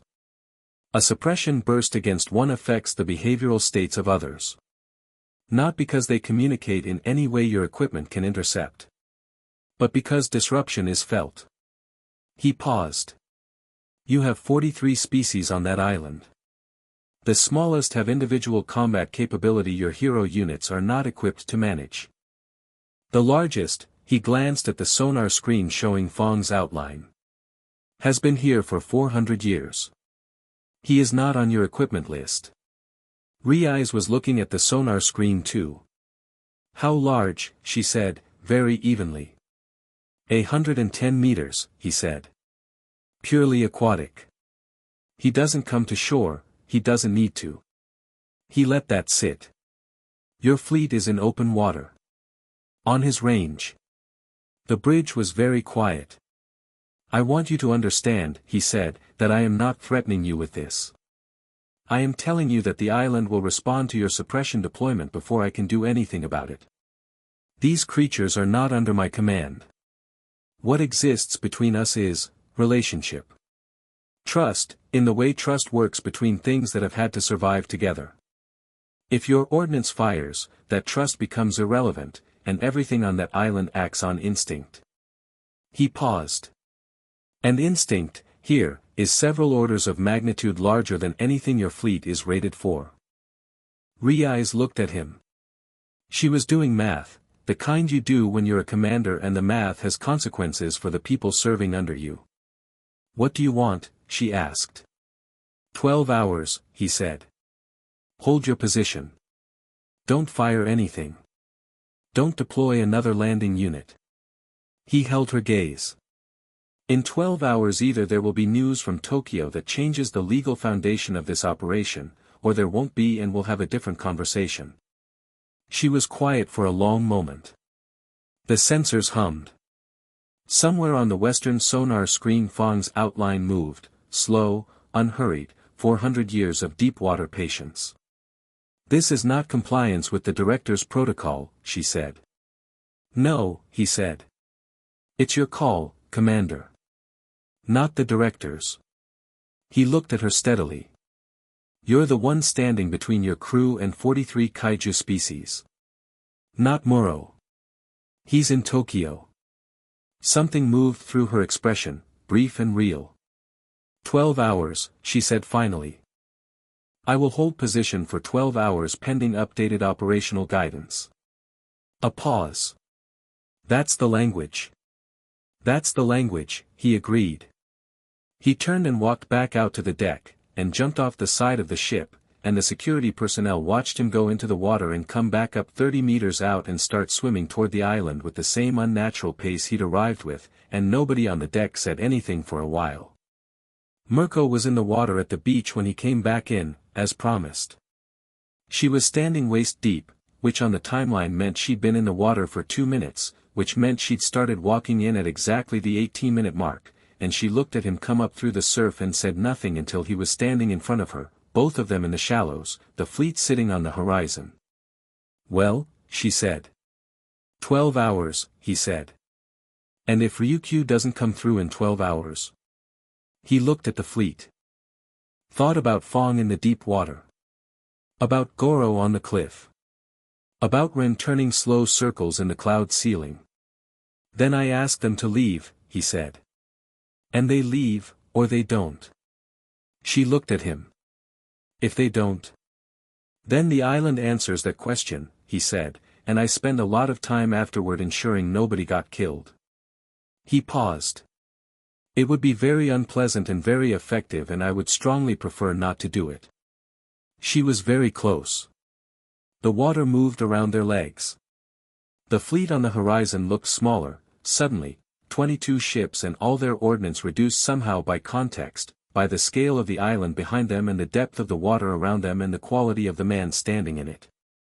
You were calm on that ship, she said. It wasn't a question, she'd watched through a scope. Standing in a room full of weapons. Calm. I knew what I was doing, he said. You always know what you're doing, she said. That's the part that gets me. You always know. She was studying him with the comprehensive attention she brought to everything. Most people know what they're doing inside the plan. You know what you're doing when the plan is gone. That's what 2 years here teaches you, he said. That's what you teach you, she said. The island just gave you space to do it. He looked at her. She met it directly, the way she met everything, no sideways, no hedge, no performance. Just Mirko, in the water, in the shadow of the island she'd arrived at 4 days ago as a scout and had not left. 7 hours and 58 minutes, he said. She blinked. What? That's how long you've been here without mentioning going back. He held her gaze. I counted. Her ears went forward. Then the sharp bright smile appeared, full and real and completely herself. Counting, she said. Habit, he said. She reached out and pushed wet hair out of his face with a complete lack of ceremony, the way you do something that you've decided belongs to you, and let her hand drop. Behind them the island watched the fleet and the fleet watched the island and the 12 hours began their count, and somewhere in Tokyo a woman with a classification key was walking into a building and the clock that mattered most was the one nobody could see. Chapter 5, What Crowns Are Made of. The news broke at hour 9. Izuku knew before the fleet did.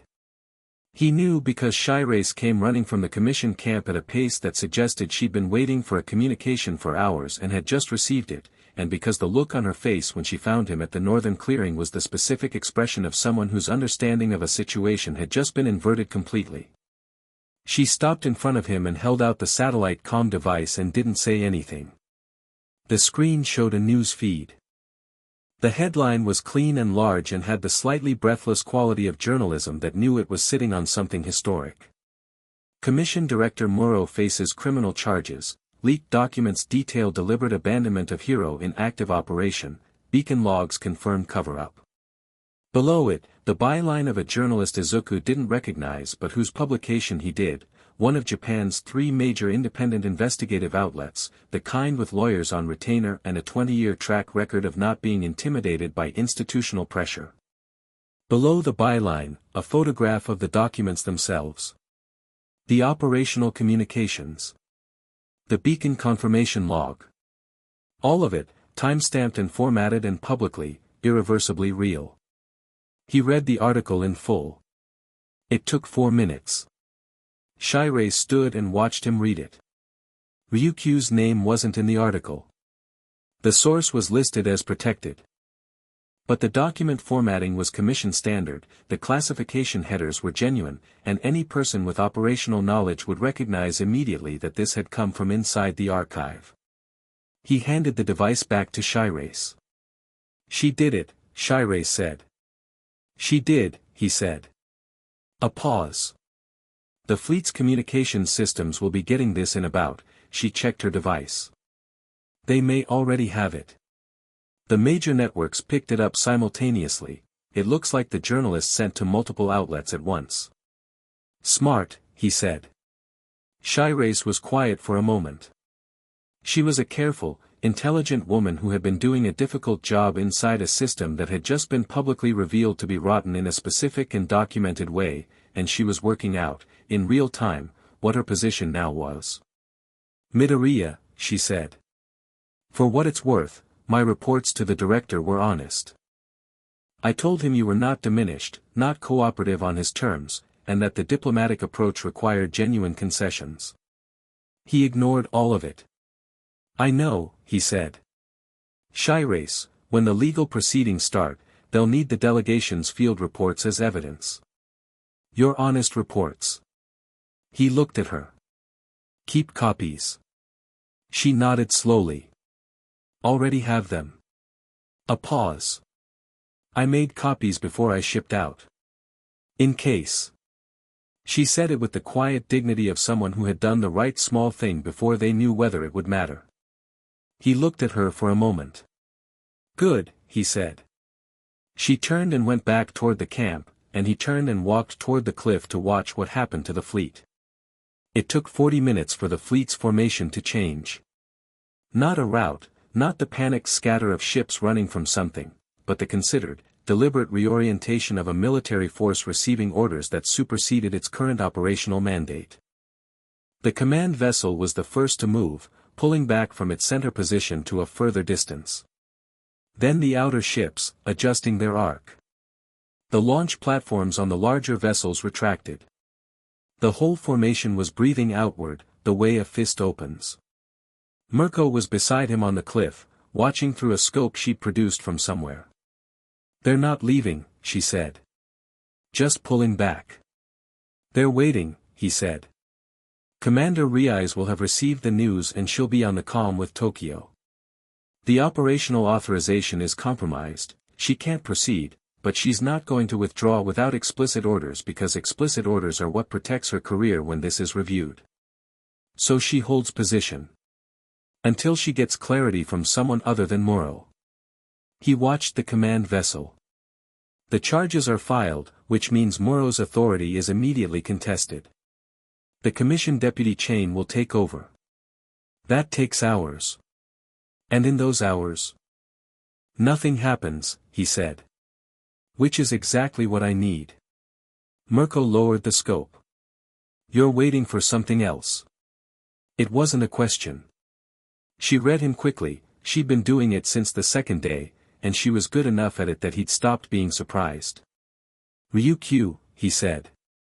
"The documents are public. But public isn't the same as finished. Moro will fight the charges. His lawyers will argue the documents were illegally obtained, improperly disclosed, they'll try to muddy the evidentiary water fast, before the narrative sets." He paused. "The legal process takes months. Years. I can't have the island status hanging on a legal process that Moro's people can delay indefinitely. So what closes it?" He was quiet for a moment. Ryukyu said she needed a signatory with international standing. Outside the commission's direct influence.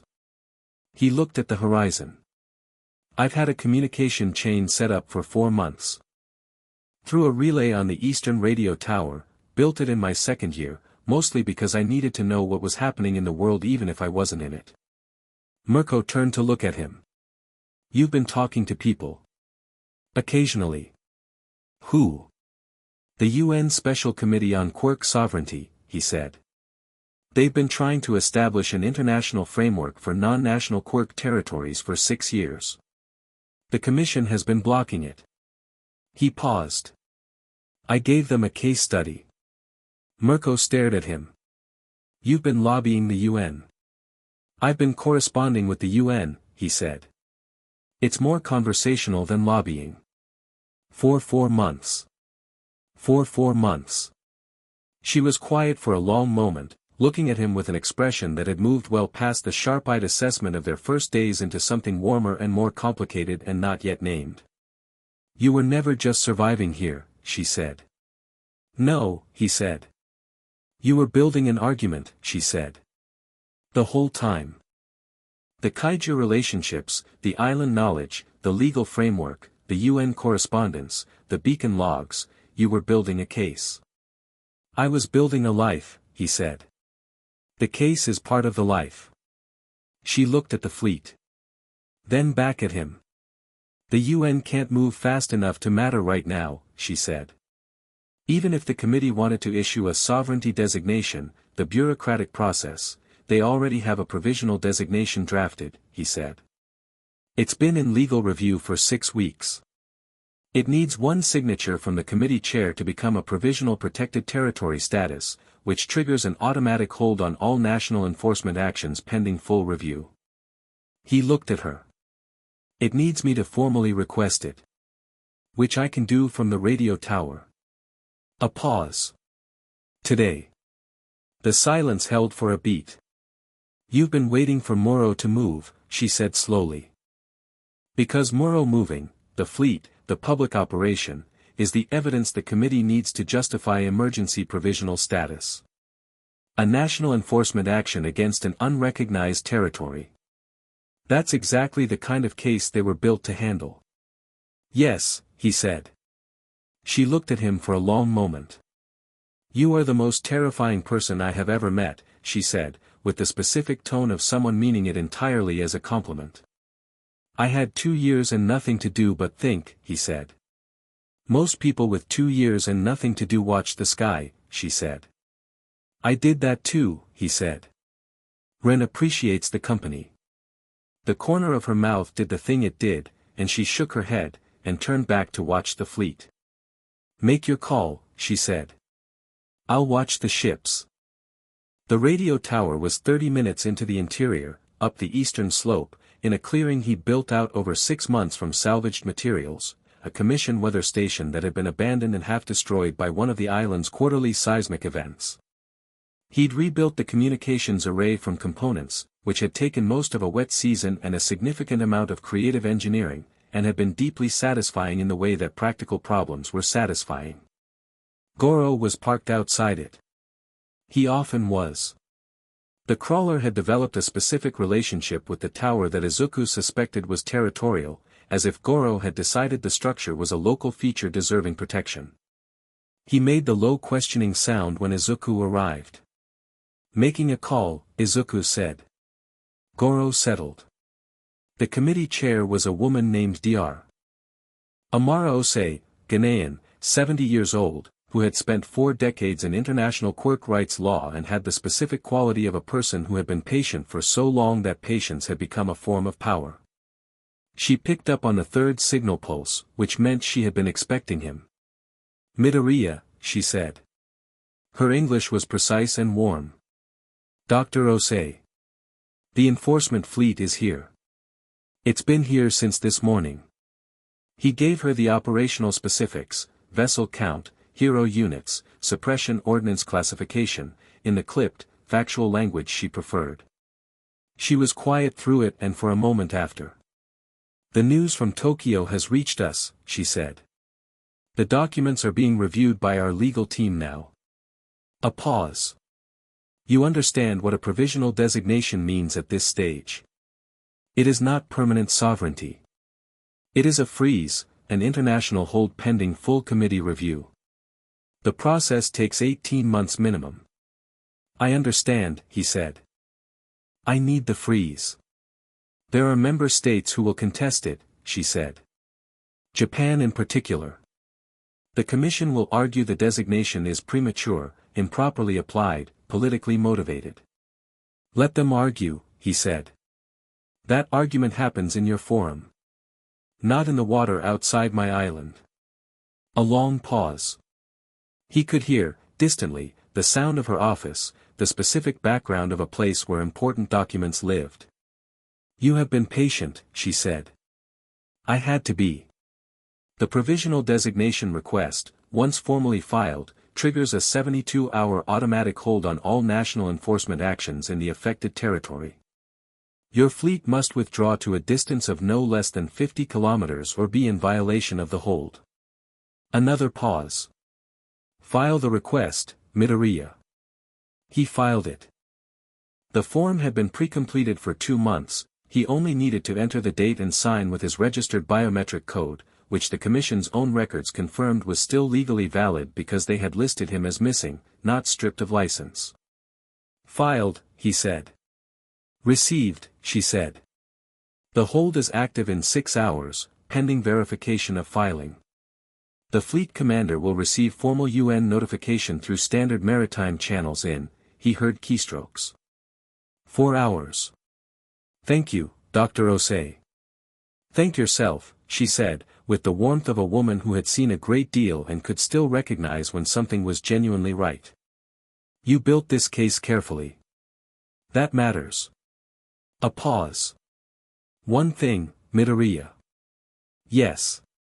The provisional designation protects the territory. It does not protect you, personally, from the Commission's domestic jurisdiction. If Muro's legal team argues that you are a Japanese citizen subject to domestic law independent of territorial status, I know, he said. You have a plan for that too, I suspect. I'm working on it, he said. She made a sound that in another context might have been a laugh. Good luck, she said, and signed off. He sat in the tower for a moment after, with the static in the speaker and Goro's breathing outside, and let the pieces sit where they were. Not done. Not clean. But moving in the right direction, which was all you could ask of anything this size. Ignis appeared at the clearing's edge while he was sitting there, doing his perpetual surveillance. He looked at Izuku with the orange-eyed judgment that was absolutely investment and definitely wasn't concern. 4 hours, Izuku told him. Ignis made his short derisive sound and left, which Izuku had learned to read as acceptable.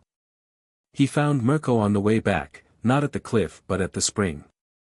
She was sitting at the edge with her feet in the glowing water, which had become, in the space of 4 days, apparently a thing she did. She had her scope on her knee and she'd been watching the fleet from the ridge above before coming here, because she knew the island's sightlines as well as he did now, almost, from 3 days of running it at full speed in every direction. She looked up when he arrived and read his face before he said anything. "It worked," she said. "4 hours until the UN notification reaches the fleet," he said. He sat at the spring's edge, the same flat stone as before. 72-hour withdrawal hold after that. And then 18 months of international review. Yes. She was quiet for a moment. The spring glowed blue-green around their feet. And Muro. Criminal charges are filed. He'll fight them. It takes time. He paused. But the documents are public. The beacon log is public. Even if his lawyers slow the process, the narrative is set. What he did is on the record. What the commission did is on the record. Mirko was looking at the water with an expression he'd learned to recognize, the one that came when she was working through something that lived in the space between the practical and the personal. "Class 1A is going to find out you're alive," she said. "Some of them already know, the news article mentioned the Tokai operation and you by name. They'll put it together."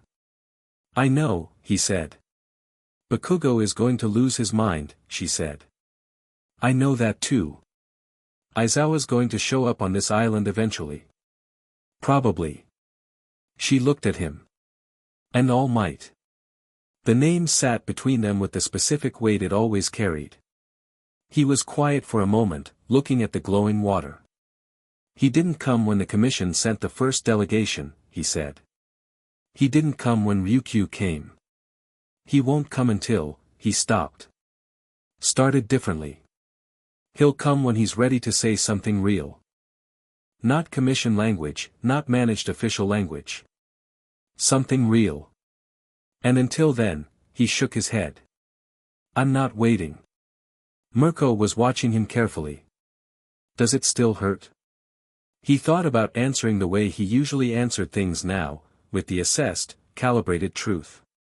He let himself just answer instead. "Yes," he said. "Not the way it did. It's not sharp anymore. It's more like, a place where the floor changed level and you know it's there so you don't trip, but it's still there." She nodded. "That's honest. You asked honestly." "I always ask honestly," she said. "I know," he said. "It's one of the better things about you." She looked at him sideways, the ears angling forward with the particular quality he'd come to read as genuine pleasure, not the performed sharpness of a challenge met but something quieter, surprised at itself. "One of," she said. "I'm rationing the compliments," he said. "I don't want you to get comfortable." "I'm extremely comfortable," she said. "I'm sitting in a bioluminescent hot spring on a monster island that I have definitely decided to stay on, and the person I came to retrieve has turned out to be," she stopped. "Has turned out to be what?" he said. She looked at the water for a moment. Then at him, directly, the way she did everything. "The most interesting thing I've found," she said. "In a long time." He held her gaze. "The island is interesting," he said. "The island is part of it," she agreed. "Not all of it." The spring glowed around them. Somewhere above, Sable moved through the trees with her perpetual silence, and the presence of her was warmth and the ancient specific quality of something that had been here long enough to recognize what was worth staying near. "You'd have to change things," he said. "If you stayed." He said it directly, the way she'd have wanted him to. No commission rank, no structured roster, no support team infrastructure. The island doesn't accommodate that kind of life. Good, she said. I've been tired of that life. It's not easy here. Nothing I respect is easy, she said. The east face of the ridge at dawn, he said. You'd want to run it every morning, I know you. It's 2 kilometers of vertical basalt and the footing is terrible in the wet season. Perfect, she said, with complete sincerity. Ignis doesn't like new people long-term, he said.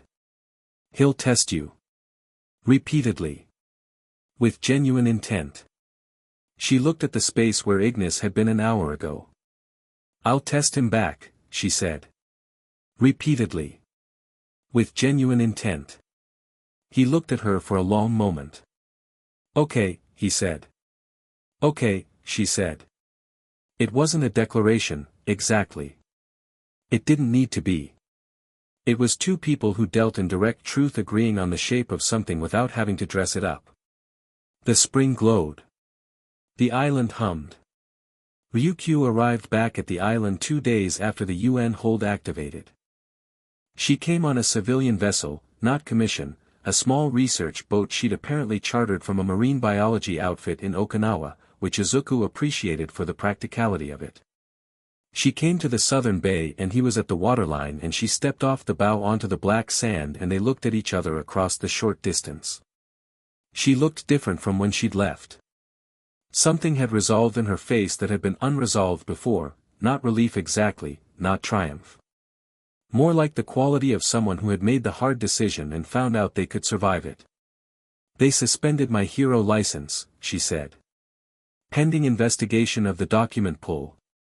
Unauthorized access to classified materials. I know, he said. I saw the Commission's press statement. It's temporary, my lawyers are contesting it under the public interest disclosure framework. A pause. But I'm not a working hero right now. Is that, he started. I chose it, she said simply. I walked into that building and I pulled those files and I knew what happened next. So, yes. She looked at the island behind him. At the tree line. At Ignis, who was at his customary surveillance post with his customary expression. It was the right thing. He nodded. What do you need? She looked at him with something complicated in her eyes. I've been thinking about what you said. Sovereign territory. A place that operates on different terms. She looked at the island. I've been a hero for 23 years. I know what I know. And right now, she stopped. Started again. Right now I'd like to be somewhere that doesn't require me to pretend the last 3 weeks didn't happen, while my lawyers untangle everything. How long do you need? I don't know yet, she said. Is that all right? The island's 46 square kilometers, Mirko said, from behind Izuku, in the same tone she'd said it the first time. There's room. Ryukyu looked at Mirko and then back at Izuku and something in her expression shifted into something warmer and more careful at the same time, the expression of a person updating their read of a situation with new information. She lives here now, Izuku said. I gathered, Ryukyu said. We haven't labeled it, Mirko said. I also gathered that, Ryukyu said, and the dry precision in her voice carried something warm underneath it, the way her bows did. The days that followed had a quality Izuku hadn't entirely anticipated, not quieter than before, not simpler, but more layered. The island had always been alive in every direction but it had been his solitude's backdrop, his context, the substance of his 2 years of building. Now there were people in it, consistently, and the people had to become part of it too, which was a different kind of work. Mirko took the east ridge at dawn exactly as he'd predicted. He watched her go the first morning, saw her clear the lower basalt face in 4 moves that should have been 6, push up the sheer section with her legs doing things that were still categorically astonishing even after a week, and vanish over the top in the time it took him to drink his morning water. She came back down an hour later with the specific quality of a person who has used themselves correctly and found out there's more capacity than they estimated. She was grinning. She was always grinning after the ridge. She had a fight with Ignis on the 3rd day. Actual fight, she'd walked into his range without negotiating at first, the way she walked into everything, and Ignis had challenged her with full display, 12 meters of burning scale and bioluminescent threat patterns. Izuku heard it from 300 meters away and chose not to intervene, which was the right call. Mirko held her ground. She didn't fight back, she just didn't move, arms loose, meeting Ignis's challenge display with the flat-eyed certainty of someone who had decided not to be impressed on principle. Ignis had stood off and looked at her for a full 4 minutes. Then he'd turned and walked away. He came back that evening and dropped a smaller boar, not the generous bull-sized offering he gave Izuku, but real, at the edge of camp. "He likes you," Izuku said. "He's acknowledging me," she said. "There's a difference. With Ignis, they're the same thing," he said. Ryukyu found her footing differently, more gradually, with the considered care of someone who had been operating within structured systems for so long that the absence of structure required actual practice. She spent the first days watching more than moving, cataloging the island the way Izuku had initially cataloged it, with a hero's trained eye for threat assessment, which slowly, over days, became something else. Curiosity. Real curiosity, uncoupled from threat modeling. Sable found her on the 5th day. Ryukyu had been sitting alone at the eastern edge of the meadow plateau, working through something on a small tablet, her lawyer's communications, or her own notes, or both, when Sable simply emerged from the tree line behind her and sat down with the same decision quality she'd shown with Mirko. Ryukyu had turned, seen 22 meters of void silk darkness and luminous eyes 3 meters away, and gone entirely still. Not from fear. From the same instinct that made experienced professionals stop moving around things they didn't yet understand. When Izuku found them 2 hours later they were still in the same configuration. Ryukyu had put away her tablet. She was looking at the horizon. Sable was looking at her. Neither of them appeared to be in any hurry. "She's been here 2 hours, Ryukyu said, without turning. "She does that when she's decided," he said. "Decided what?" "That you're real," he said. Ryukyu was quiet for a moment. Then, very quietly, "I've been sitting here thinking about what's next. The legal proceedings. My license. The commission investigation. And every time I start the spiral she paused. She makes that sound. The low rolling one. She does it when something's agitated," Izuku said. "Not threat agitated. Like, active worry, if that's the right word. She does it and it grounds the vibration. Like white noise, but more intentional." Ryukyu was very still. "She's been grounding me," she said. "Yes," he said. A long pause. "I've been a hero for 23 years, she said. I've been debriefed, counseled, supported, managed. Nobody has ever just sat with me and made that sound." She stopped. "I'm aware she's a 400-year-old kaiju. She doesn't distinguish between things that need it," he said. "She just does it." Ryukyu nodded slowly. Something in her had settled slightly, the careful composure was still there but it sat differently, less like armor and more like simply how she held herself.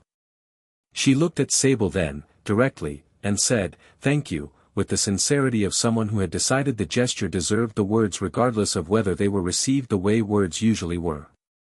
Sable made the rolling sound. On the 7th day after the UN hold activated, a small news crew attempted to land a drone on the island's southern shore. Izuku sat on the cliff above and watched it come in, a civilian quadcopter with a camera housing, clearly commercial, clearly sent by a media outlet working on the Muro story. He let it land. Let it scan the beach.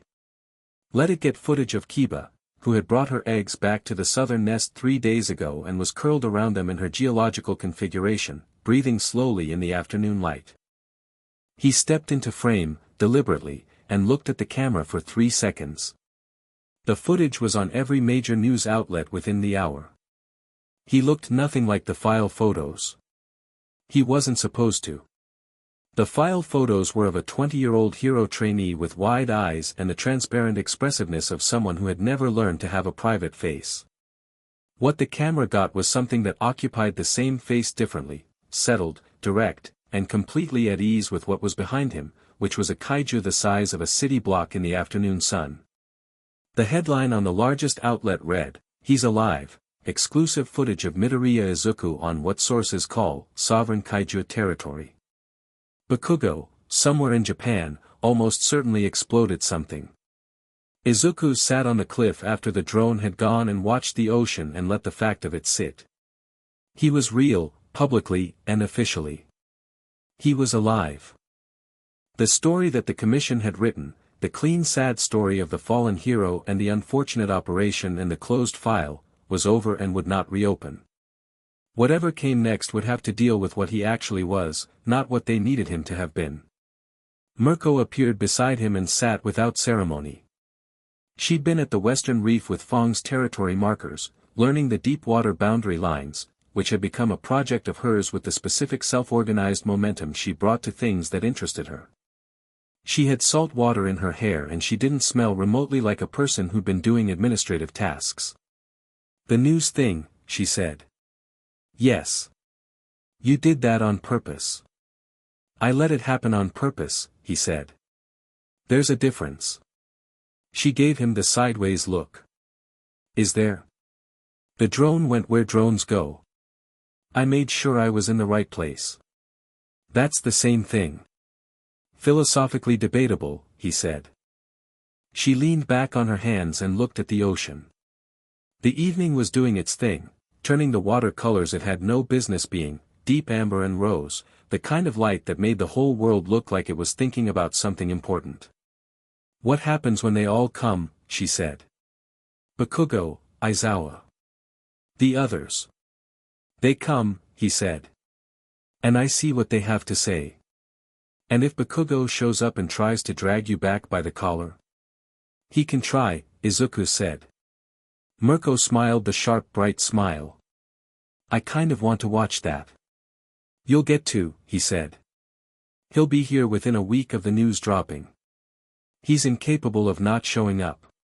"Should I be worried?" she said, with the specific tone of someone who was not worried but was asking because the question was interesting. "About Bakugo?" He looked at her. "No." She looked at him back. "About you and Bakugo," she said.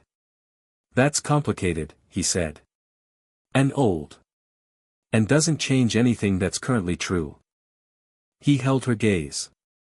"Does it need to?" She considered it honestly, which he appreciated. "No," she said. "I was just checking." "Checking," he said. "It's a reasonable thing to check," she said, and turned back to the ocean, and the conversation was finished in the way conversations finished between people who didn't perform things they didn't mean, which was one of the cleaner aspects of this specific combination of people. Ryukyu arrived at the cliff edge a few minutes later and sat on the other side of him, and for a while the three of them watched the evening happen to the ocean, and Ren passed overhead in one of his low evening circles, throwing his vast slow shadow, and Goro settled somewhere on the north face with the geological finality of something choosing where to spend the night, and the island hummed. "Ryukyu," Izuku said. When your license is reinstated, and it will be, the case is clean, what do you want to do with it?" She was quiet for a while. The water turned darker.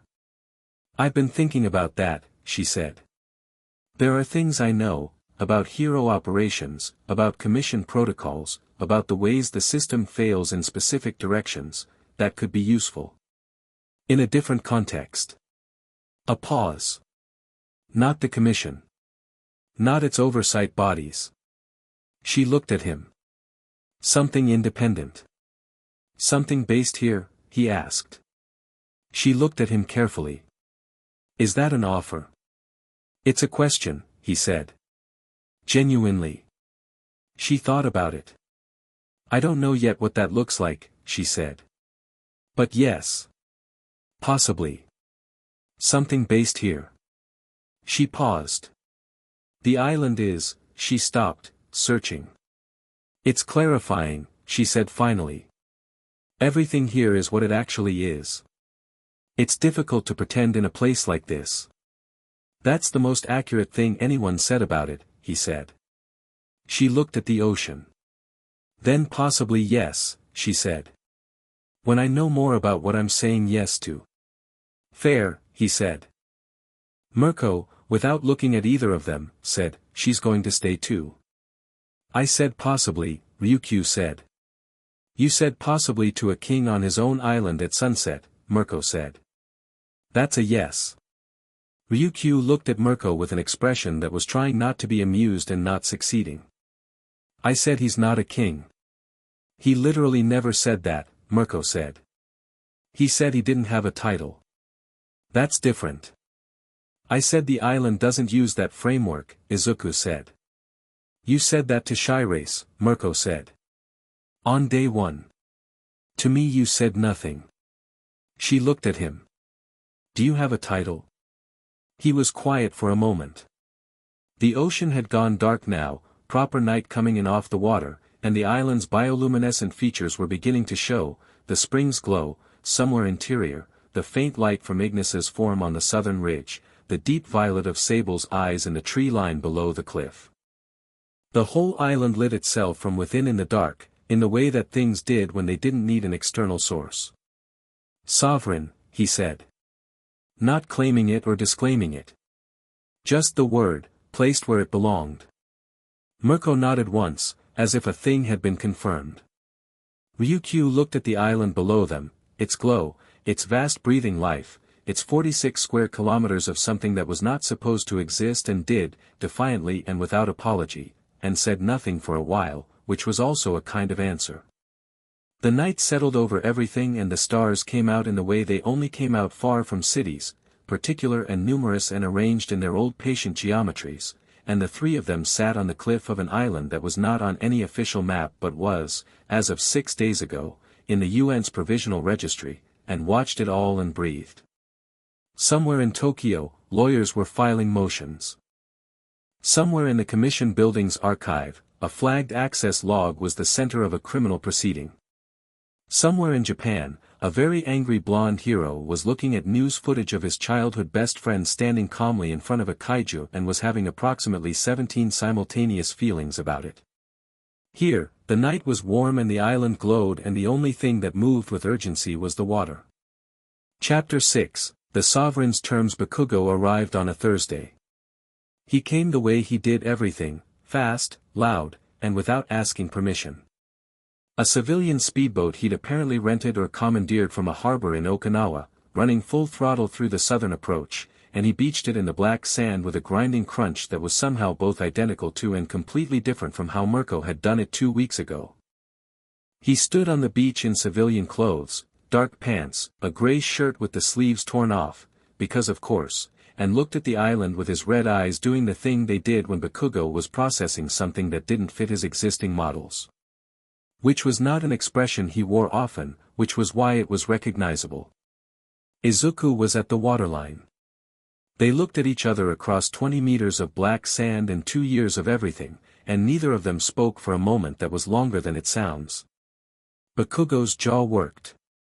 He looked Izuku over with the comprehensive, critical attention he brought to anything he was serious about, and what he found clearly did not match what he'd expected, and what he'd expected had already been significantly revised by 2 weeks of news footage and the various intelligence he'd gathered before getting on the boat. You look different, he said. Same words Mirko had used. Different quality underneath them. You look exactly the same, Izuku said. Shut up. He walked forward until there were 5 meters between them and stopped. Up close, there was something in his face that was not the performance of Bakugo, not the loud, compressed fury that was his public operating mode, but the thing underneath it that most people never got close enough to see. They told me you were dead, he said. I know, Izuku said. I pushed for a search for 3 months, he said. 3 months. Aizawa pushed. The old man, he stopped hard. Aizawa pushed. They kept saying there was nothing to find. There wasn't, Izuku said. In the place they were looking. Bakugo's eyes narrowed. You washed up here. Yes. And you didn't find a way to contact anyone. I found a way at about month 8, Izuku said. When I had the radio tower functional. The silence had a particular quality. 8 months, Bakugo said. I needed to think, Izuku said. For 8 months. For 8 months, yes. Bakugo looked at him for a long moment, and the thing in his face that wasn't a performance moved through several configurations before it settled somewhere that was complicated and genuine and not something Izuku could have named neatly. You decided not to come back, he said. Not an accusation. An understanding arriving. Yes, Izuku said. Because of what they did. Because of what they did, and because of what I found here, and because of what I understood about what I'd been doing before. He held Bakugo's gaze. I'm not hiding. I'm not broken. I'm not waiting. I'm here because I chose it. Bakugo was quiet for a long time. The island hummed. Somewhere in the canopy something called out in the overlapping many-voiced chorus that happened every morning and had presumably been happening on this beach since before either of them were born. You should have told me, Bakugo said. His voice had gone quieter, which with Bakugo was not quieter but more concentrated. When you had the tower. You should have, I should have been told. Yes, Izuku said. You should have.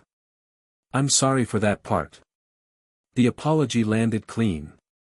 Bakugo received it with the slight shift of someone who had been braced for something else. He looked away, at the tree line, at the violet eyes and the shadows that he'd clearly noticed and was filing under deal with that later. The commission, he said. Muro. You knew about all of it. From the beginning. And you built, he gestured at the island behind Izuku, the vast living weight of it. You built this instead of coming back and burning the whole thing down. I built this and burned the whole thing down, Izuku said. The sequence just took longer. Something moved through Bakugo's expression that was not quite a smile but was related to one, the specific expression of someone who recognizes a quality they respect even when they can't fully endorse the method. You're a patient bastard, he said. I had good teachers, Izuku said. A long pause. Bakugo looked at the ocean. Back at Izuku. I'm ranked 3rd, he said. I heard. Shoto's 2nd. It's been, he stopped.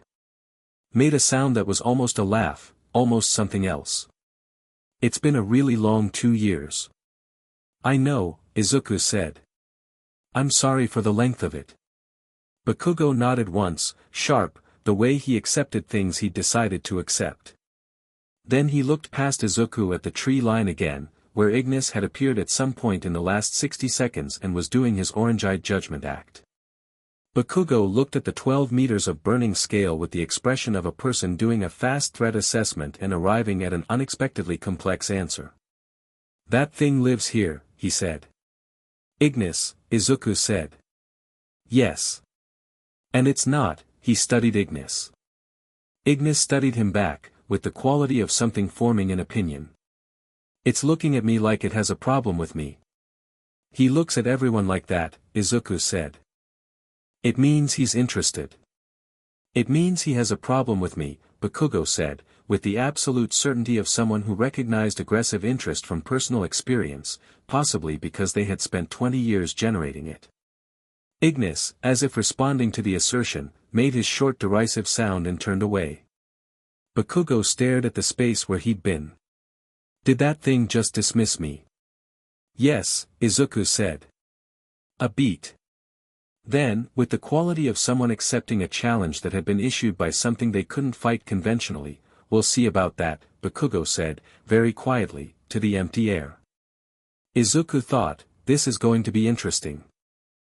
Aizawa came 2 days after Bakugo, by which time Bakugo had identified the East Ridge, run it 4 times, gotten into a staring contest with Ignis that lasted 20 minutes and ended inconclusively for both parties, and been formally introduced to Goro with the specific quality of a person encountering something that exceeded every category they'd previously used for large.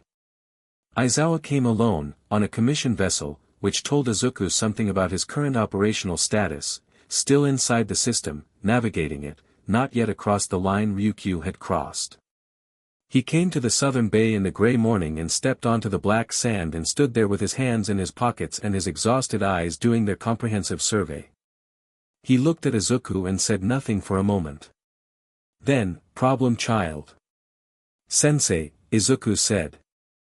The name sat between them with the full weight of everything it contained, the years of training, the impossible standards, the specific brand of care that Aizawa had always expressed through refusal to tolerate anything less than complete honesty, which was maybe the reason Izuku had known, in some quiet corner, that Aizawa hadn't known.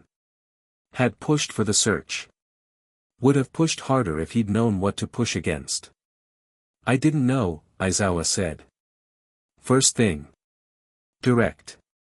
I know, Izuku said. I want you to know I know you know, Aizawa said, with the slightly tortured precision of someone who needed the record to be absolutely unambiguous. I'm not asking you to absolve me of anything. I'm telling you the specific fact. Okay, Izuku said. Aizawa looked at him. You're different. Everyone keeps saying that. Because it's true and because the specific way you're different is worth noting. He studied Izuku with the professional eye that had always seen things other people's eyes slid past. You're not performing anything right now. No, Izuku said.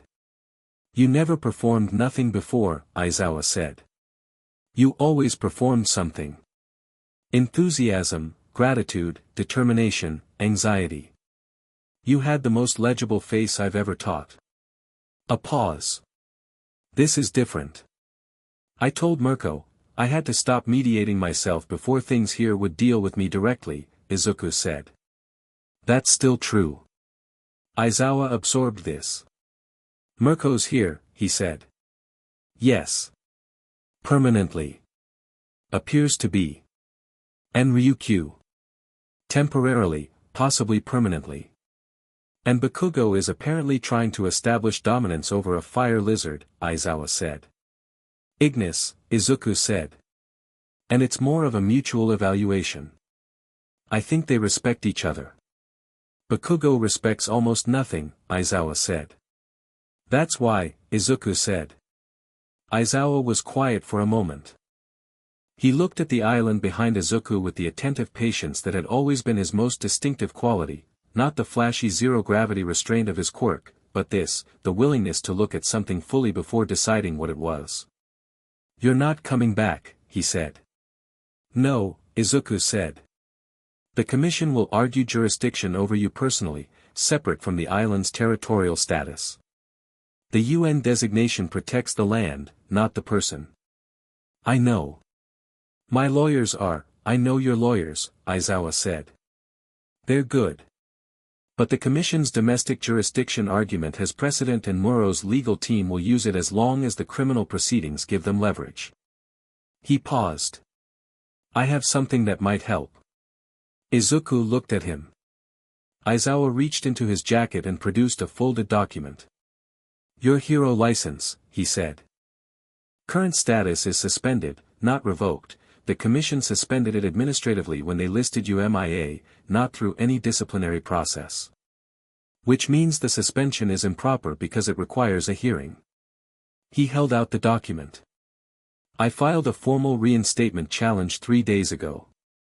It's moving through the licensing board, which operates independently of the Commission command structure. He paused. If your license is active, the Commission's domestic jurisdiction argument over you as an unlicensed individual falls apart. Izuku took the document. Read it.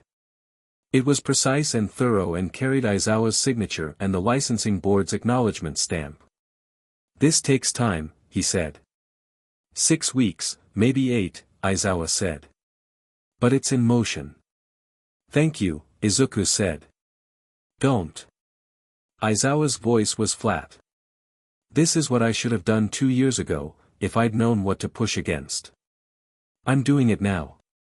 A pause. You were my student. You still are, legally, as far as the licensing board is concerned. That means I have standing to file.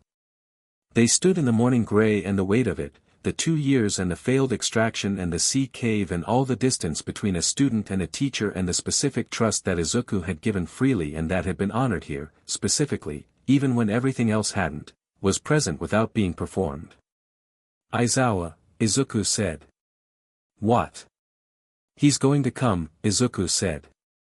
Eventually. You know that.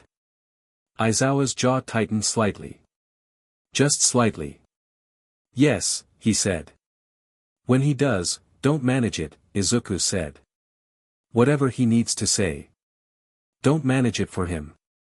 A long pause.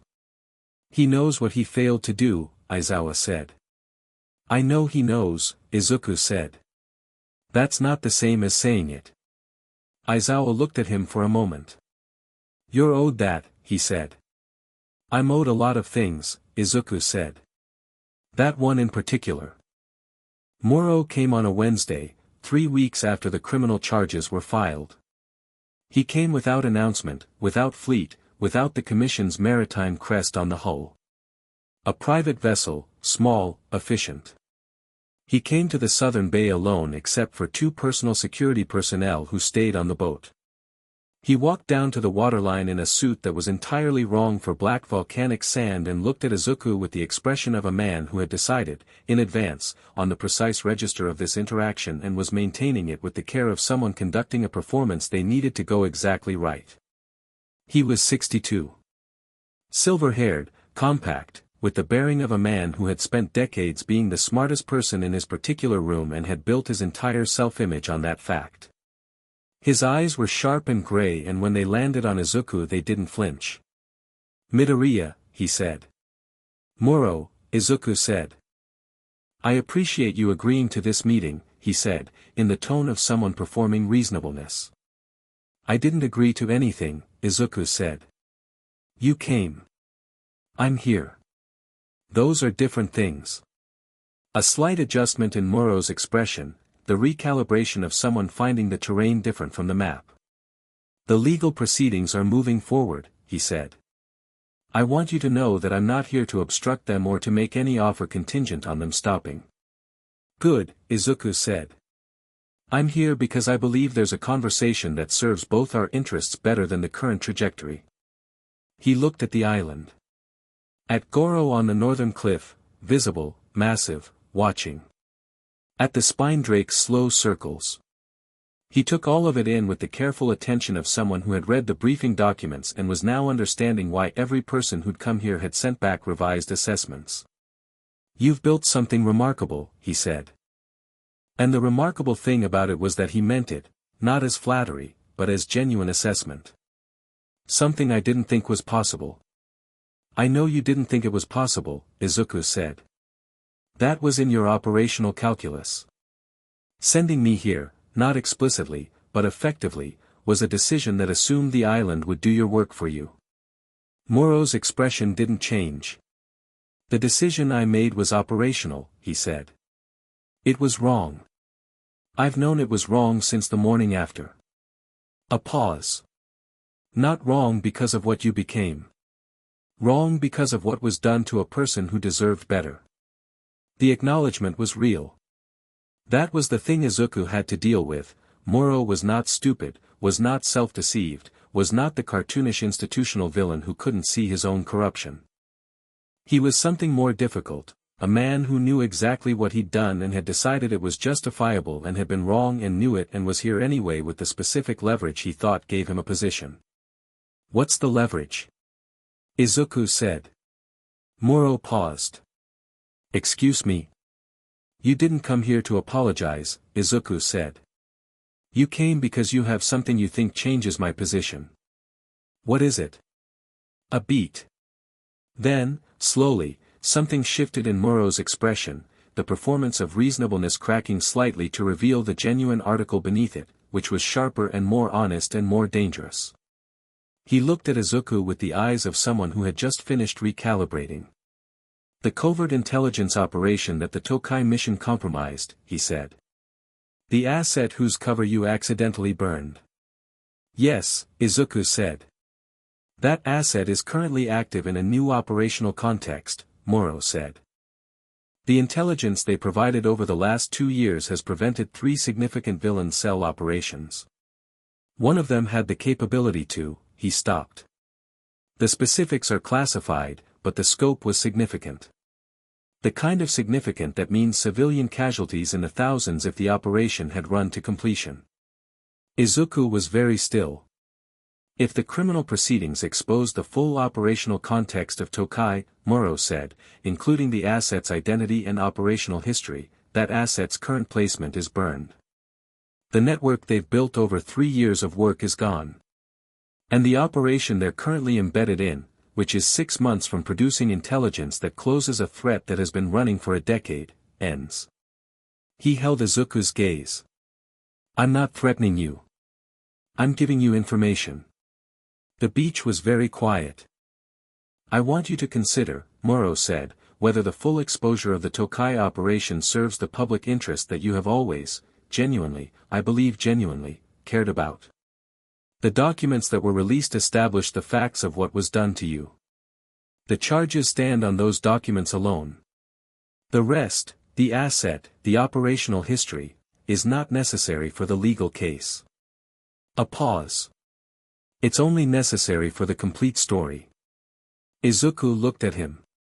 I'm asking you, Moro said, to let some of the story stay classified. In exchange for what, Izuku said. Dropping the personal jurisdiction argument, Moro said. Permanently. The Commission formally recognizes your presence on this island as voluntary and sovereign. No domestic jurisdiction claim. No extraction authority. Your status becomes unique and permanently uncontested. He paused. You get everything you were building toward. The island is real. You are sovereign. And the asset stays protected. The silence stretched. Mirko was on the ridge above the bay. Izuku could feel her there. She'd been there since Moro's boat appeared, not hiding, not intervening, just present in the way that mattered. Ryukyu was somewhere inland. Bakugo was at the northern face. Aizawa had returned to Japan, but his challenge filing was in motion. Izuku looked at Moro. At the gray eyes that had made a calculation 26 months ago in 11-degree water and been making calculations ever since. At the suit on the volcanic sand and the genuine intelligence behind the performance of reasonableness and the real, specific thing that Moro had that was actual leverage. The asset, Izuku said. Tell me one thing. One honest thing. If I can, Moro said. The civilian distress signal I followed on the night of the Tokai operation, Izuku said. The one that took me off script. Was it real? A pause. Yes, Moro said. Did they get out? Another pause, longer. Yes, he said. A family. 4 people. They were in a building adjacent to the villain cell's outer perimeter. Your intervention, your going off script, got them out. He held Izuku's gaze. They don't know who was responsible. The official report attributed their survival to emergency services. Izuku looked at the ocean. He stood there with the full shape of it, all of it, every piece, the 11-degree water and the sea cave and the 2 years and the island and everything he built and everyone currently on it and the 4 people who didn't know they were alive because of a decision made in the dark on a hostile coast. He stood with it and let it be the size it actually was without trying to reduce it. Then he looked at Moro. The asset stays protected, he said. The operational details that aren't necessary for the criminal case stay classified. My lawyers will review what the prosecution needs, they determine what's essential, not you. He held Moro's gaze. The charges proceed on the documents already public. The prosecution builds its case from what's available. I don't provide additional operational detail. Moro was very still. In exchange, Izuku said, the Commission drops the domestic jurisdiction argument. Permanently, on record, through a formal Commission statement that has legal standing. Not an administrative note, a public statement. That's what Izuku said, the Commission formally endorses the UN Provisional Sovereignty designation. Publicly. Not acquiesces, endorses. On record, in a statement that carries the Commission's official authority. Moro's expression shifted. That's what makes the designation permanent, Izuku said. Without Commission opposition the UN review has no serious challenge and the provisional status converts to full designation within 60 days. He paused. You want the asset protected. I want the island real.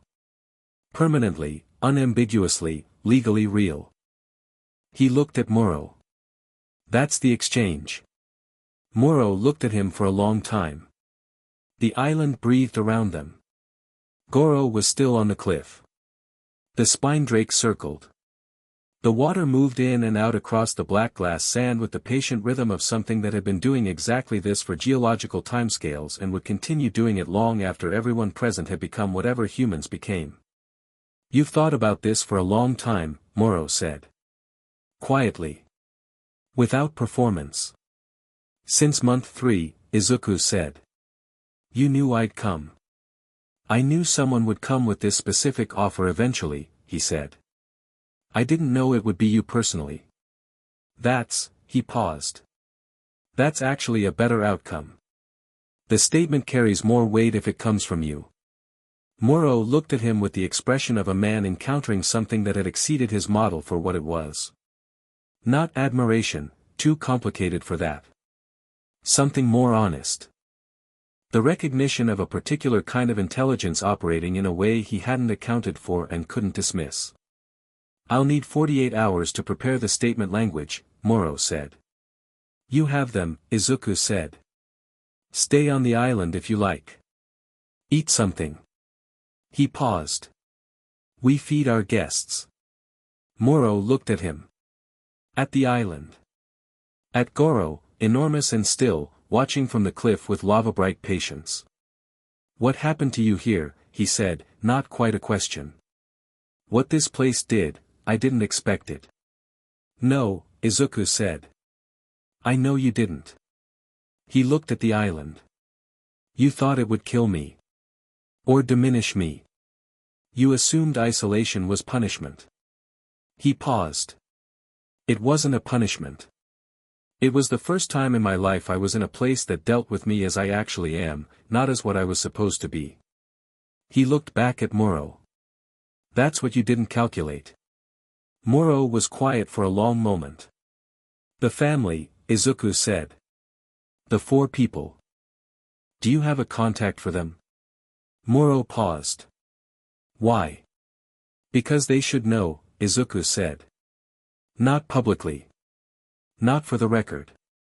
Just, they should know. Moro looked at him for a moment. Something moved through his expression that was perhaps the most honest thing it had done since he'd arrived. I'll find it, he said. The statement was ready in 36 hours.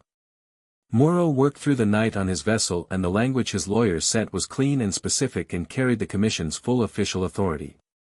Ryukyu reviewed it and found 3 places where the precision could be improved and sent her notes back, which Moro's lawyers incorporated without objection, which told Izuku something about Ryukyu's standing even in her current suspended license state.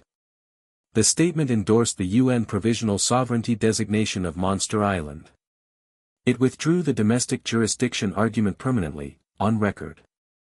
It acknowledged the Tokai operation's procedural failures in language that was legally careful but not technically evasive.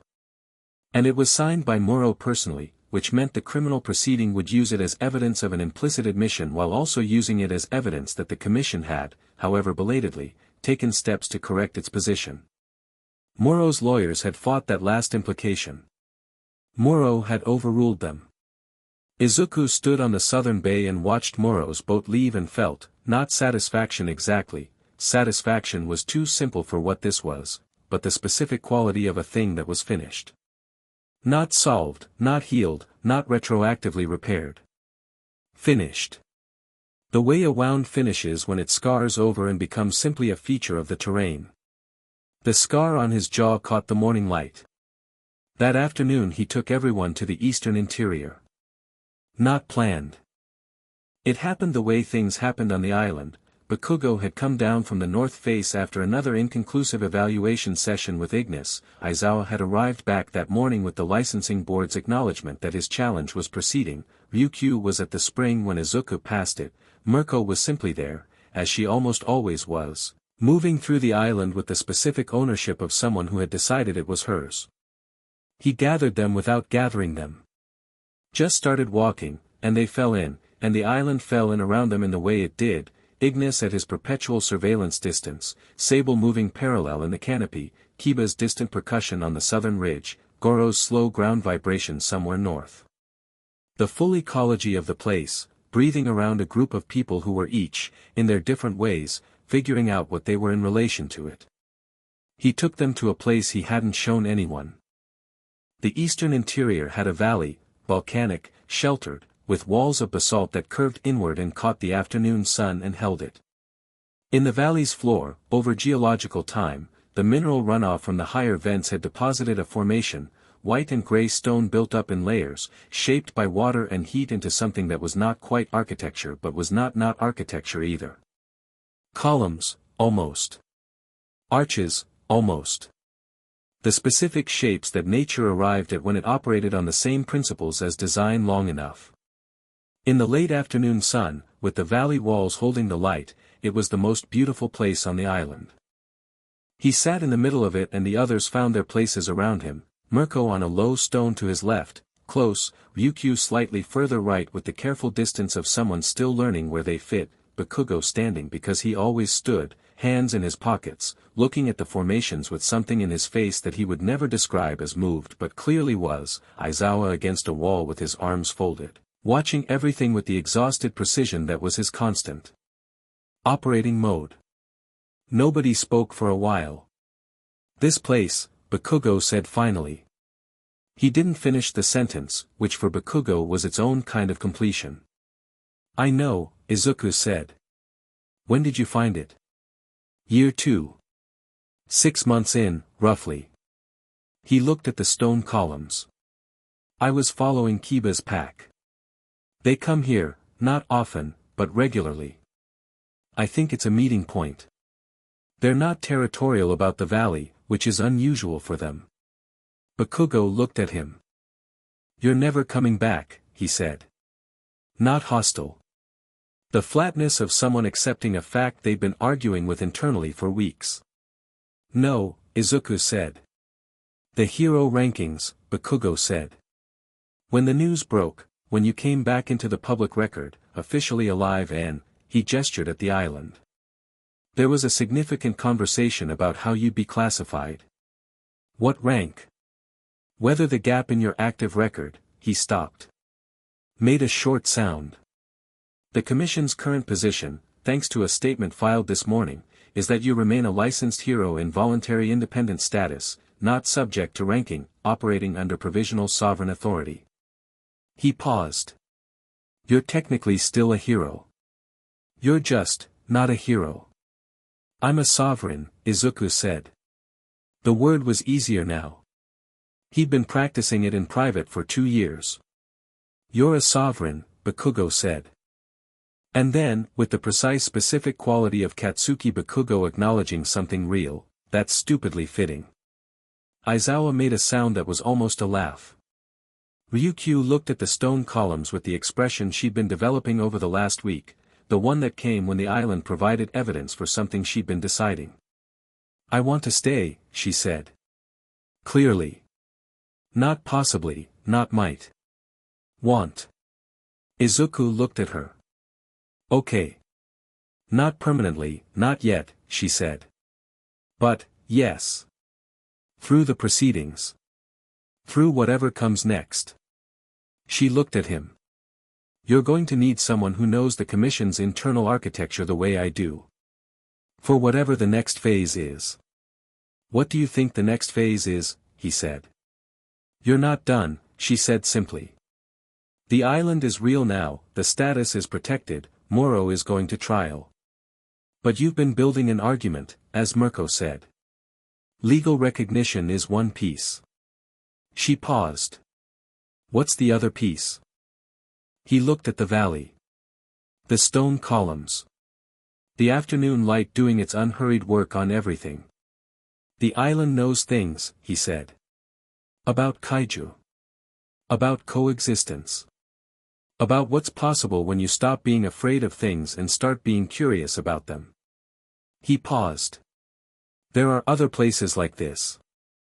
Not many, but some. Territories that don't appear on maps. Ecosystems that the Hero Commission has been classifying as hazard zones for decades, designating for suppression. He looked at Ryukyu. If the island can be recognized, so can they. Ryukyu was quiet for a moment. You want to extend the model, she said. I want to make the case, he said. Each place on its own terms. No template. But yes, the precedent matters. The island being real makes other things being real possible. That's years of work, Aizawa said. I know, Izuku said. International law, commission politics, UN review processes, I have good lawyers, Izuku said. And Dr. Osei. And apparently Ryukyu. He looked at Bakugo. And probably the most aggressive unsolicited advocate in Japan's top 3 heroes. Bakugo's expression did the thing it did. I'm not your advocate, he said. You've been shouting at commission personnel on television for 2 weeks, Mirko said, without looking up. That's different, Bakugo said. In what way, Ryukyu said. In the way that I was, he stopped. Fine. I'm an unsolicited advocate. Don't make it a thing. It's absolutely a thing, Mirko said. It's a thing, Aizawa confirmed. Bakugo looked at Izuku with an expression that was complicated and old and had been earned over a lifetime of 2 people who had been terrible and essential to each other in alternating measure. You knew I'd come, he said. Yes, Izuku said. You could have told me. When you had the tower. I know, Izuku said. I'm sorry. He held Bakugo's gaze. It wasn't about you. I needed to be sure of what I was building before I showed it to anyone. Not because I didn't trust you.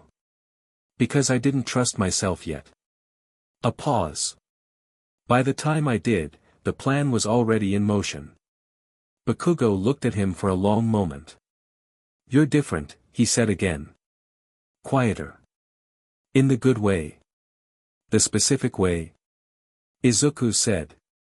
You stopped apologizing for being yourself, Bakugo said. Finally. The valley held that, and the afternoon light held it, and Sable's distant rolling sound moved through the stone like a frequency finding its resonance, and nobody spoke for a while because the thing that had been said was the kind that needed space around it. That evening, for the first time, all of them ate together at the fire in the northern clearing, Izuku, Mirko, Ryukyu, Bakugo, Aizawa, Shiraise who had decided to stay through the UN verification process, and Yui who had simply never left and had started taking notes on kaiju behavioral patterns with the methodical energy of someone who had found a purpose they hadn't expected. Ignis had delivered with his customary derisive ceremony. The fire was large. The night was warm. Bakugo and Ignis were conducting their ongoing evaluation from a distance, and at some point during the meal Ignis made the short clipped sound that meant he'd decided something, and Bakugo looked at him and said, yeah, okay, and that was that.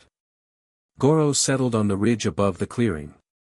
Ren passed overhead in one of his low passes, lower than he'd ever come, low enough that his shadow crossed the firelight, and the sound of his wing beats was felt more than heard, and Aizawa watched him pass with the expression of a teacher watching a student do something genuinely extraordinary, which was the expression he'd always worn for Izuku, and which Izuku noticed and said nothing about because it didn't need words. Sable appeared at the clearing's edge and sat. Her eyes glowed violet in the dark. She made her rolling sound once and then was quiet. Mirko was beside Izuku at the fire. She was sitting close in the particular way she'd settled into over the weeks, not performed, not announced, simply the configuration that had become natural. Her shoulder against his. The long ears at their resting angle. She had a piece of meat on a stick that she was burning slightly because she liked it that way and nobody was going to tell her otherwise. The proceedings start in 3 months, she said quietly. Yes, he said. You'll have to appear. Remotely, he said. The sovereignty statement covers that. I don't have to leave the island for commission legal proceedings. And if the judge doesn't accept remote testimony? Then I appear in Tokyo, he said. And come back. She looked at him. You'd go back. For that, yes, he said. The proceedings matter. She was quiet for a moment. I'll come with you, she said. Not offering. Not asking. Just the statement of a fact she'd decided. I know, he said. Ryukyu, across the fire, was talking with Aizawa in the low-voiced, precise way of two people who had adjacent professional histories and were discovering the specific relief of being honest with someone who knew the same landscape. Bakugo was eating with the focused intensity he brought to everything and occasionally glancing at Ignis with the expression of a person conducting an ongoing tactical assessment. Yui was writing in a notebook. Shirace was looking at the stars. Izuku looked at the fire. At the people around it, each of them here through different paths, for different reasons, with different relationships to what the island was and what he was on it. None of it neat. None of it fully resolved. Everything still in motion, the way living things were always in motion. He thought about the family. The 4 people. He hadn't received Muro's contact information yet, but it was coming, and when it did he would reach out simply, factually, without requiring anything of the moment. He thought about the other places like this island, the unmapped territories, the hazard zones, the places the Commission's maps had declared dangerous and thereby abandoned. He thought about the months ahead, the legal proceedings, the UN review, the 18 months of international process that would determine whether the provisional designation became permanent. He thought about All Might, somewhere in Japan, watching the news with the specific quality of a man who had something to say and hadn't said it yet. The conversation that was coming, the one Aizawa had been asked not to manage, would be what it was when it arrived. He wasn't dreading it. He wasn't waiting for it. It would come when it came and he would meet it with exactly what he had, which had turned out to be enough for everything else and would be enough for that too. Mirko's shoulder was warm against his. The fire crackled. Goro breathed on the ridge. Ren turned his slow circles in the dark above, visible now only as a moving absence in the stars. The island hummed its constant note, the subsonic thing, felt in the back teeth, that had been the first thing and was still the most constant. He had come to this island with nothing.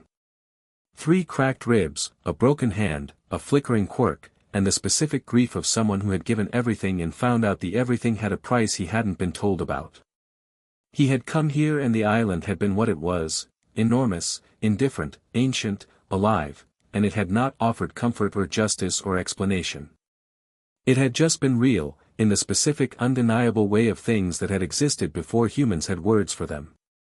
And he had been real in return. And from that, from nothing more complicated than 2 real things being in the same place without performing anything, everything else had followed. The crown, if it was a crown, was not gold. It was not a ceremony or a title or a claim. It was the specific fact of being the thing that the island organized itself around, not because he had demanded it, but because he had shown up, consistently, fully, without reduction, and stayed. He looked at the fire. At Mirko, who had come to retrieve him and stayed because she'd found something more interesting than retrieval. At Ryukyu, who had broken the institution she'd served for 23 years for the same reason she'd served it, because she believed things should be right. At Bakugo, who was never going to admit he'd come because he'd missed him but had absolutely come because he'd missed him. At Aizawa, who had filed papers. At the fire, and the dark, and the island breathing around them all, and the ocean beyond, and the whole vast complicated world that would come, in its own time, with its own demands, and find him here, sovereign, settled, and entirely, finally, himself. "Hey," Mirko said. He looked at her. "Stop thinking so loud," she said. "Eat something." He reached for the food. The island hummed. Weeks later, a letter arrived, hand-delivered by a commissioned courier who had been given extremely specific instructions about approaching the southern bay without triggering anything, addressed in handwriting that Izuku would have recognized anywhere, on any surface, in any light. He read it alone, at the spring, in the blue-green glow. It said, "I found out the morning after. I have been trying to find the right words since then. I have not found them yet. But I am trying. If you will let me try, if there is a path that leads here, to where you are, I would like to walk it." It was signed, Toshinori. Not All Might. Not a title. A name. Izuku folded the letter and put it in his pocket and sat for a long time with the water glowing around his feet. Then he picked up a pen. And wrote back.